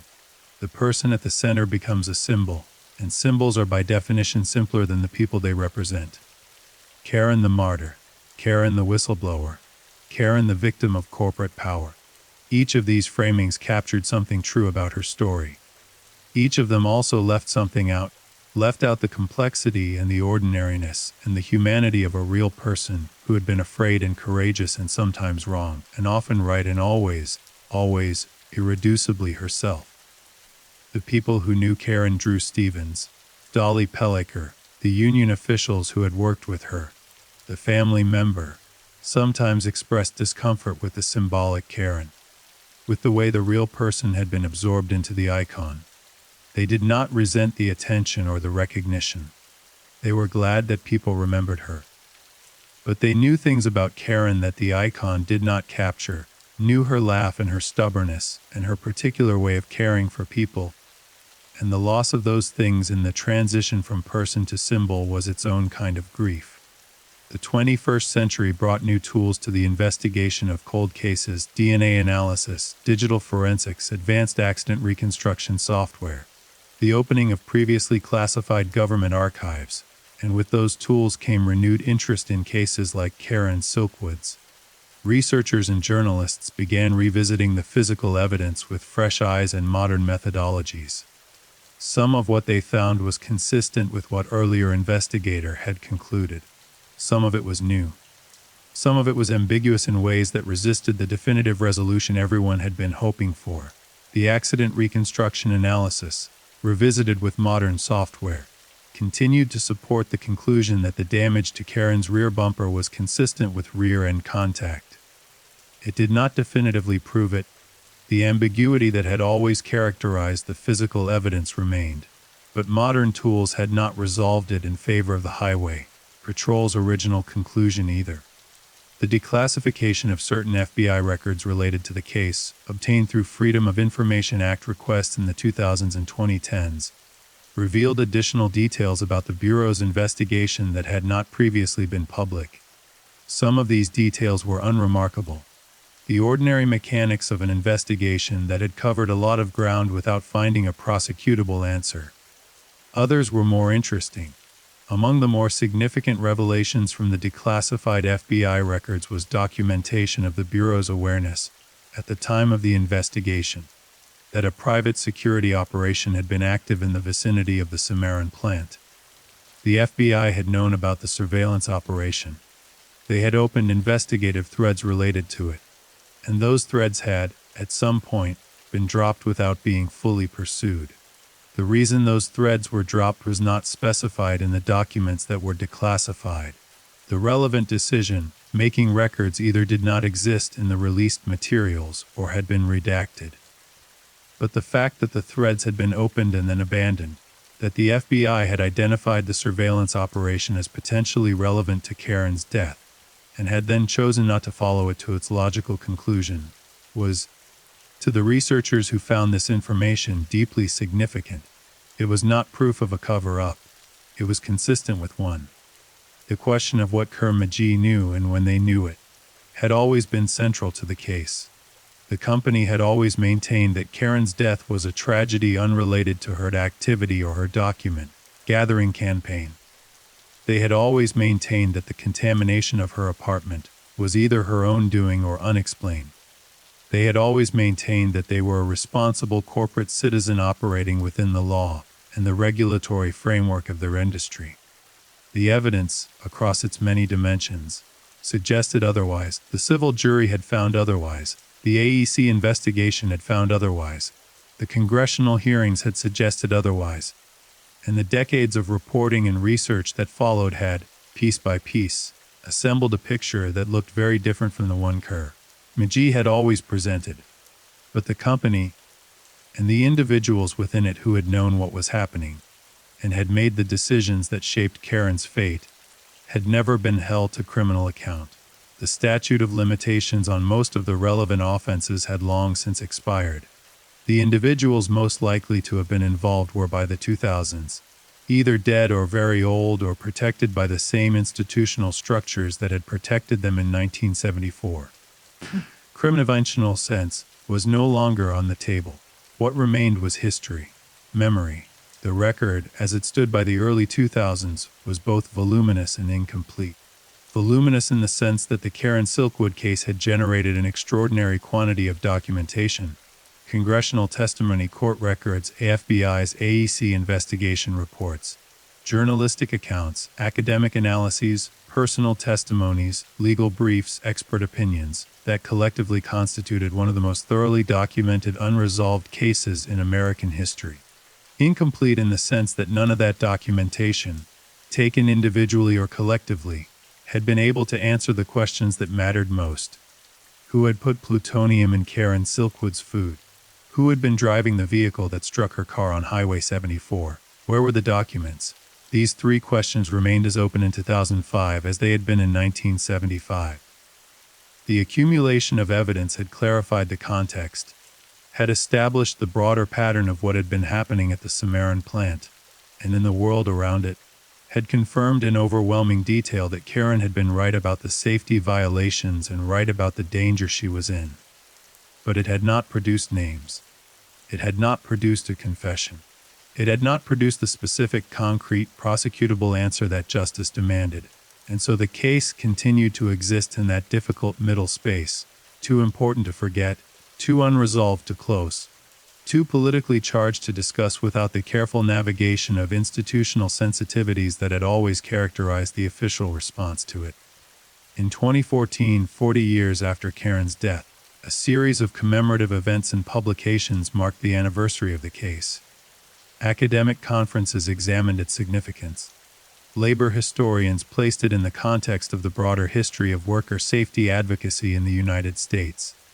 Nuclear policy experts discussed its implications for the regulatory framework that had been developed in the decades since Karen's death, and journalists who had been covering the case for years, or who were coming to it fresh with the benefit of 4 decades of distance, produced retrospective accounts that attempted to synthesize what was known and honestly acknowledge what was not. The 40th anniversary coverage had a particular quality that distinguished it from earlier treatments of the case. There was less urgency in it, less of the sense that answers were imminent, that the right investigation would crack it open, that justice was still within reach. 40 years had taught the people who cared about this case to hold the uncertainty differently. Not with resignation exactly, but with the particular kind of patience that comes from understanding that some questions may never be answered in the way that justice demands, and that the work of keeping the story alive and the record honest has its own value independent of the resolution it may never deliver. Karen's children by 2014 were middle-aged adults. Beverly, Michael and Dawn had lived their entire adult lives in the shadow of their mother's story, not oppressively so, but with a permanent awareness of the extraordinary circumstances of her death and the way those circumstances had been absorbed into the public record. They had seen the film. They had read the books. They had spoken publicly on occasions when the anniversary brought renewed attention and journalists wanted to hear from the people closest to Karen. Their accounts of their mother were deeply personal and deeply moving, not the accounts of people speaking about a public figure or a historical event, but the accounts of children speaking about a parent they had lost before they had had the chance to fully know her. They spoke about missing her in the ordinary ways that children miss absent parents. At graduations, at weddings, at the births of her grandchildren whom she never met. They spoke about the particular grief of losing a parent to circumstances that had never been fully explained, that had left not just loss but a perpetual question mark where the explanation should be. Beverly Silkwood, in particular, has been a consistent and thoughtful presence in the public conversation about her mother's case over the decades. She has spoken with clarity and without bitterness about what she knows and what she does not know, about the limits of the official record and the importance of the unofficial one, about why her mother's story still matters and why the unanswered questions still demand attention even after 50 years. Her presence in the conversation is itself a kind of answer to one of the questions that Karen's case raises. Karen had worried in those final months about what would happen to her children if something happened to her. She had carried the guilt of the custody arrangement, the distance from Beverly and Michael and Dawn, the sense that she had failed them in some fundamental way by leaving. She had tried to maintain the connection across that distance, had sent money when she had it, had visited when she could, had carried the love for them alongside everything else she was carrying. She did not fail them. What she gave them was not the ordinary gift of a mother's daily presence. She was robbed of the chance to give them that, but she gave them something else, something harder to name but no less real. She gave them a story about what it looks like to see something wrong and refuse to look away, about what it looks like to be afraid and keep going, about what it looks like to believe that the truth matters enough to risk everything for it. They have carried that story carefully and have passed it on. The specific thread of investigation that continued to generate the most energy in the years after the 40th anniversary was the question of the private security operation and its possible connection to the events of November 13. Several researchers, working independently and occasionally in collaboration, had spent years attempting to trace the individuals associated with the security operation that had been active around the Cimarron plant. This work was slow and frequently frustrating. The people involved had not been operating publicly, their connections to Kerr McGee had been deliberately obscured, and many of them were dead or unreachable by the time serious investigative attention focused on them. But the work produced results piece by piece. Names emerged. Connections were documented. The outlines of the operation became clearer, even if the specific details of what had happened on November 13 remained beyond reach. One of the figures who appeared in multiple independent investigative accounts was a man whose background combined law enforcement experience with private security work, and whose movements in the fall of 1974 had placed him in the general vicinity of Crescent, Oklahoma at relevant times. This individual had never been charged with anything related to the Silkwood case. He had been interviewed by investigators at various points over the years, and had provided accounts of his whereabouts and activities that had not been definitively disproven.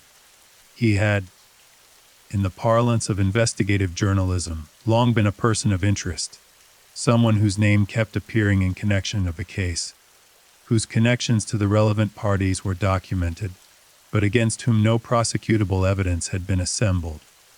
The researchers who had pursued this thread were careful to present their findings in terms of what the evidence showed and what it did not show. They were not willing to name someone as a murderer on the basis of circumstantial connections and suggestive timelines. The standard of responsible journalism is not the same as the standard of criminal conviction, but it is not the standard of unlimited speculation either.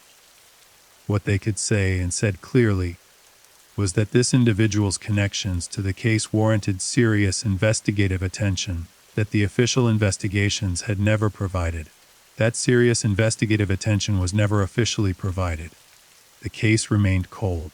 The person of interest remained uncharged, and the connection between the private security operation and the events of November 13, 1974, remained in the realm of the documented but unprosecuted. The question of Karen's contamination, who had put plutonium in her apartment and why, continued to be examined from new angles in the 2000s and 2010s. One significant development was the publication of additional information about the internal operations of the Kerr McGee period leading up to Karen's contamination, drawn from documents obtained through Freedom of Information Act requests and from interviews with former plant employees who had, after decades of silence, become willing to speak. Some of these former employees described conditions inside the plant that were even more troubling than what the official investigations had documented. They described routine handling of plutonium in conditions that violated basic safety protocols. They described management responses to contamination events that prioritized minimizing paperwork over protecting workers. They described a culture in which questions about safety were not merely discouraged but actively punished. Several of these former employees also described their awareness at the time that Karen Silkwood was gathering information, and that this awareness had created a particular kind of tension inside the plant. Some described colleagues who had been hostile to Karen's union activity, who had believed she was going to bring trouble down on the plant and the workers who depended on it for their livelihoods. Others described people who had sympathized with Karen, who had shared her concerns about safety, but had not been willing to take the same risk she was taking. This picture of a divided workforce, some hostile to Karen's campaign, some sympathetic, most simply frightened and uncertain, added texture to the story of the contamination. If someone inside the plant had contaminated Karen's apartment, they had done so in a context where attitudes toward Karen were complicated, and where the motivations for wanting to stop or frighten her were not limited to senior management or external security contractors. There were people closer to home who had their own reasons to want Karen quiet. This did not necessarily change the most likely explanation for the contamination: the deliberate introduction of plutonium from the plant into Karen's home by someone with both access to the material and access to her apartment. But it complicated the question of who that someone was, and whether the decision had been made at the level of corporate management and security contractors or closer to the ground, by someone whose motives were more personal and more immediate. The documentary history of the case was further enriched in the 2010s by the digitization and online publication of a significant quantity of the congressional testimony, court records, and government investigation documents related to the Karen Silkwood case. For the first time, researchers anywhere in the world could access primary source materials that had previously required physical visits to archives or legal maneuvering to obtain. The effect of this increased accessibility was to broaden the community of people engaged with the case. Academic researchers, investigative journalists, independent historians, and simply curious individuals who had encountered Karen's story through the film or through journalism could now dig into the primary sources in ways that had not previously been possible. The community of people actively thinking about and writing about the case expanded, and with it came new perspectives, new questions, and occasional new findings that the smaller community of long-term investigators had missed. One area where the broader engagement proved particularly fruitful was in the analysis of the congressional testimony from 1974 and 1975 hearings. Researchers reading this testimony with fresh eyes, in the context of what had become known in the intervening decades, identified several exchanges and statements that had not received the attention they deserved in earlier analysis. Among the most significant of these was testimony related to the internal security practices at the Kerr McGee Cimarron plant specifically. Testimony that described the extent to which management had been aware of and engaged with the question of what Karen Silkwood was doing and who she was talking to in the weeks before her death. This testimony, read against the backdrop of what was subsequently learned about the private security operation, suggested a level of institutional awareness and institutional response that went significantly beyond what Kerr, McGee had publicly acknowledged. The company had always maintained that Karen's document-gathering campaign had been an internal union matter, handled through normal management channels, and that they had had no knowledge of or involvement in any surveillance of her activities. The congressional testimony, read carefully, suggested that this characterization was not accurate. Management had known. Management had been concerned. Management had taken steps. The specific nature of those steps remained ambiguous to address their concern. What those steps had included remained the central unanswered question. The 50th anniversary of Karen's death, approaching in November 2024, brought renewed attention to the case from multiple directions. A new generation of journalists and researchers, encountering the story for the first time, brought to it the particular energy of discovery, the sense that here was something important that had not been adequately reckoned with, something that demanded to be understood and explained and remembered. Several documentary projects were developed in the years leading up to the anniversary, each approaching the case from a different angle. Some focused primarily on the nuclear safety implications, on Karen's case as part of the broader history of nuclear industry regulation, and the ongoing questions about the adequacy of federal oversight of nuclear facilities. Others focused on the labor history dimensions, on Karen's case as part of the broader history of worker safety advocacy, and the treatment of whistleblowers in American industry. Others focused most directly on the criminal questions, on the physical evidence, the investigative failures, the unresolved questions about what had happened on Highway 74. Each of these framings captured something important. None of them captured everything. Karen's story resisted reduction to any single narrative frame. As it always had, it was simultaneously a story about labor rights and nuclear safety and corporate power and gender, and the failures of the American justice system, and the endurance of ordinary human courage in the face of extraordinary institutional opposition. The 50th anniversary also brought renewed attention to the environmental legacy of the Cimarron plant. Environmental scientists and community advocates documented the ongoing contamination issues at and around the former plant site, raising questions about the adequacy of the cleanup efforts that had been conducted over the previous 4 decades and the health implications for current residents of the surrounding area. The physical contamination that Karen had died trying to expose had never been fully remediated. 50 years later, it was still there. Among the most powerful voices in the 50th anniversary conversations was that of Drew Stevens, who had maintained a consistent and quiet presence in the public conversation about Karen's case over the decades, and who, in interviews conducted as the anniversary approached, spoke with a clarity and an emotional honesty that had not diminished with time. Drew was old now.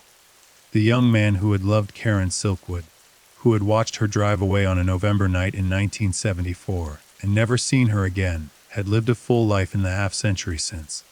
He had built a career, maintained relationships, found his way forward from grief in the way that people do when they have no other choice. He had carried Karen with him through all of it, not exactly, but as a presence, as someone who had mattered enormously, and whose absence had shaped everything that followed. In these late interviews, Drew talked about Karen with a specificity that was deeply moving. Not the symbolic Karen, not the icon or the martyr, but the real person he had known, the way she had laughed, the particular quality of her attention when she was fully engaged with something, which was most of the time, the stubbornness that could be infuriating, and was also one of the things he had loved most about her. The fear she had tried to manage in those final months and the way she had kept going in spite of it. He talked about November 13, 1974, with the particular precision of a memory that has been lived with for 50 years and has not blurred with time in the way that ordinary memories do. He remembered the last conversation they had before she left for the meeting. He remembered the ordinary quality of it, the unself-conscious goodbye, the absence of the weight that should have been there if either of them had understood what was about to happen. He remembered watching her car disappear down the road, and then going inside, not knowing it was the last time, not knowing that the next news he would receive would be the news that changed everything. He had never fully made peace with not knowing what had happened to her. He had not expected to. He was clear-eyed and unsentimental about this, not bitter, not consumed by it, but honest about the particular incompleteness that comes from losing someone in circumstances that have never been explained. You grieve the person, and then you grieve, separately and forever, the explanation you never got. The workers who had known Karen at the Cimarron plant, those who were still alive by the time the 50th anniversary arrived, added their own voices to the record. Many of them had been silent for decades, their silence a product of the fear that had descended on the plant community after Karen's death and had never entirely lifted. Some had lost their jobs when the plant closed. Some had developed health problems that they attributed, with varying degrees of certainty, to their exposure to radioactive materials during their years at the facility. Some had simply moved on and tried to leave that chapter of their lives behind, but the 50th anniversary loosened some of that silence. People who had been workers at the Cimarron plant in 1974 and who had carried their memories of Karen and of the conditions inside the plant for 50 years found, in the anniversary's momentum, both the occasion and the courage to speak. What they said collectively confirmed and extended the picture that initial investigations and the journalistic accounts had established. The plant had been unsafe. The safety violations Karen had documented had been real and widely known among the workers. The fear that had followed her death had been real and had effectively silenced voices that might otherwise have added to the public record. And Karen herself had been, in the memories of people who had worked alongside her, exactly what Drew Stevens and Dolly Pelliker and Bill Silkwood had always said. She was sharp, warm, committed, and brave in a way that none of them had fully understood the dimensions of until after she was gone. Several of these workers described experiences of their own, contamination events, safety protocol violations, quality control irregularities, that paralleled what Karen had been documenting, and that they had been too frightened to report at the time. Some expressed regret about their silence. Some defended it, noting that they had families to support and jobs they could not afford to lose, and that the fate of Karen Silkwood had made very clear what happened to people who spoke up. This testimony, arriving 50 years late, was both valuable and heartbreaking. Valuable because it added to the record. Heartbreaking because it illustrated, with painful clarity, the ripple effects of Karen's death, the way her killing, if it was a killing, had served its intended purpose of silencing the people who might have followed in her footsteps. The deterrent had worked. The workers who might have provided additional evidence, who might have added their voices to Karen's in ways that would have made the story impossible to suppress, had been scared into silence. And the silence had lasted for decades.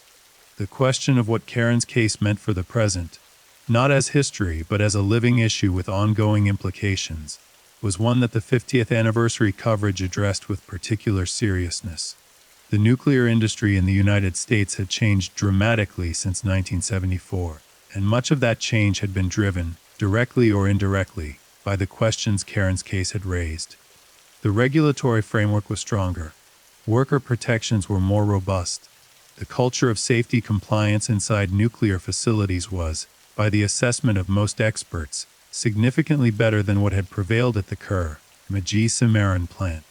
The specific conditions that Karen had been trying to expose had been addressed, not perfectly, not completely, but meaningfully. But the broader questions Karen's case raised, about corporate accountability, about the treatment of whistleblowers, about the willingness of powerful institutions to suppress inconvenient truths, about the adequacy of the justice system's response when those institutions crossed the line from suppression to violence, had not been answered by regulatory reform. Those questions were as alive in 2024 as they had been in 1974. The legal protections for whistleblowers had been significantly strengthened in the decades since Karen's death. The Whistleblower Protection Act passed in 1989, and subsequent legislation had created formal mechanisms for protecting employees who reported safety violations or other wrongdoing from retaliation. Karen Silkwood's case was frequently cited in the advocacy campaigns that had pushed for those protections, and her name had become, in labor law and regulatory policy circles, a shorthand for the kind of corporate retaliation that the protections were designed to prevent.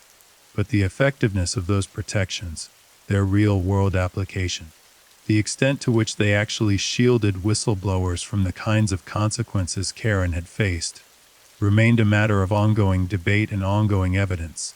Whistleblowers continued to face retaliation. Corporations continued to find ways to punish employees who raised inconvenient concerns.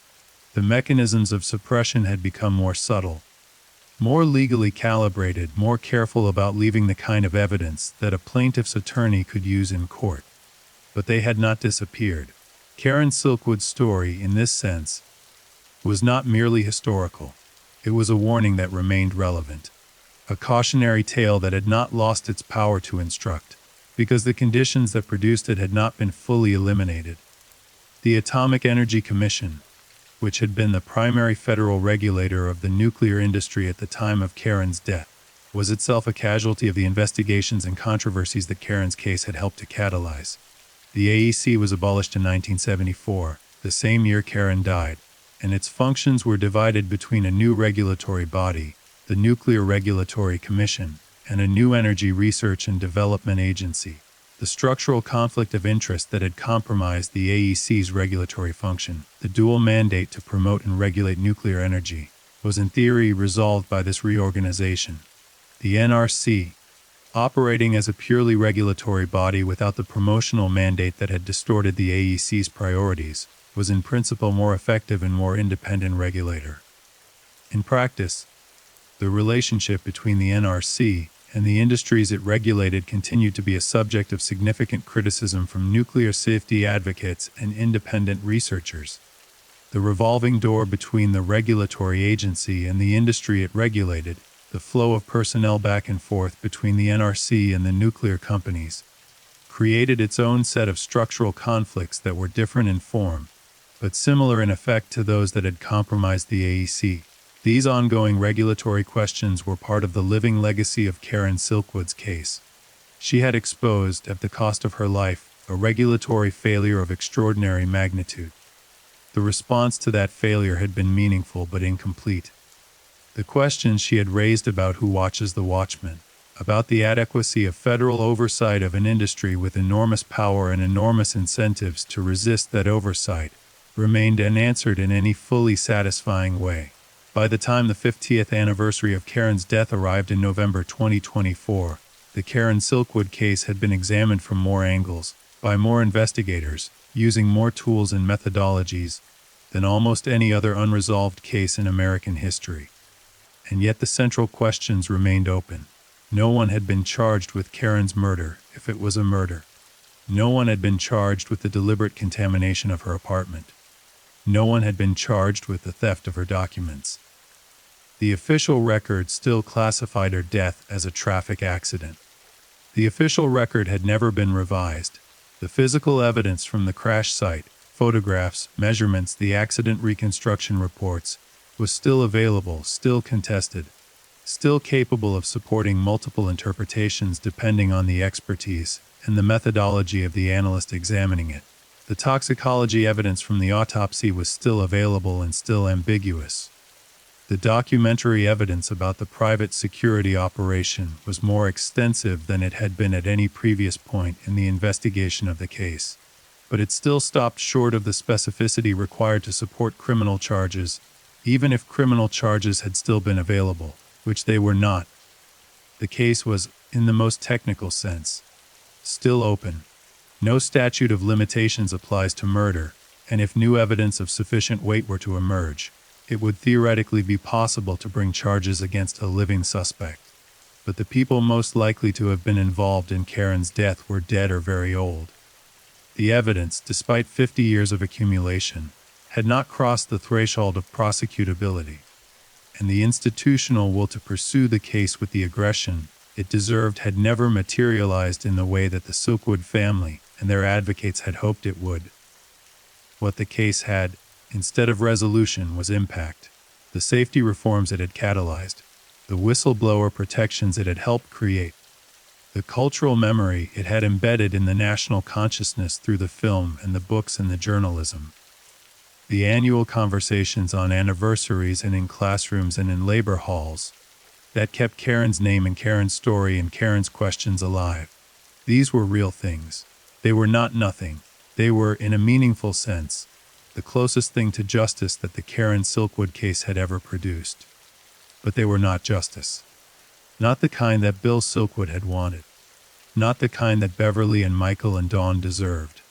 Not the kind that Karen herself had been driving toward on that dark November highway, with a folder full of documents and a meeting 7 miles away. The highway itself, Highway 74 in rural Oklahoma, the road that had carried Karen to her meeting and then ended her journey, had changed in the decades since 1974. It had been widened and resurfaced and improved in the incremental way that rural American roads improve over the course of decades. The concrete culvert wing wall that Karen's car had struck was gone, replaced by more modern infrastructure. The exact spot where the crash had occurred was unmarked, no memorial, no historical marker. No official acknowledgement that something of consequence had happened here. People who knew the case, researchers, journalists, members of the Silkwood family, had occasionally visited the site over the years. They had stood on the roadside and looked at the ordinary rural landscape and tried to imagine the night in November 1974, when this unremarkable stretch of asphalt had become the center of an unresolved American tragedy. The flatness of the Oklahoma plains, the darkness, the cold, the absence of other traffic, the silence that would have followed the impact. There was nothing to see standing there. No trace of what had happened remained in the physical landscape. The road was just a road. The fields on either side were just fields. The sky was just the sky. But the questions remained. They remained in the documentary record, in the congressional archives, in the court records, in the FBI files, in the books and the articles and the interviews. They remained in the memories of the people who had known Karen, older now, fewer with each passing year, but still carrying what they knew and what they felt and what they had never been able to fully resolve.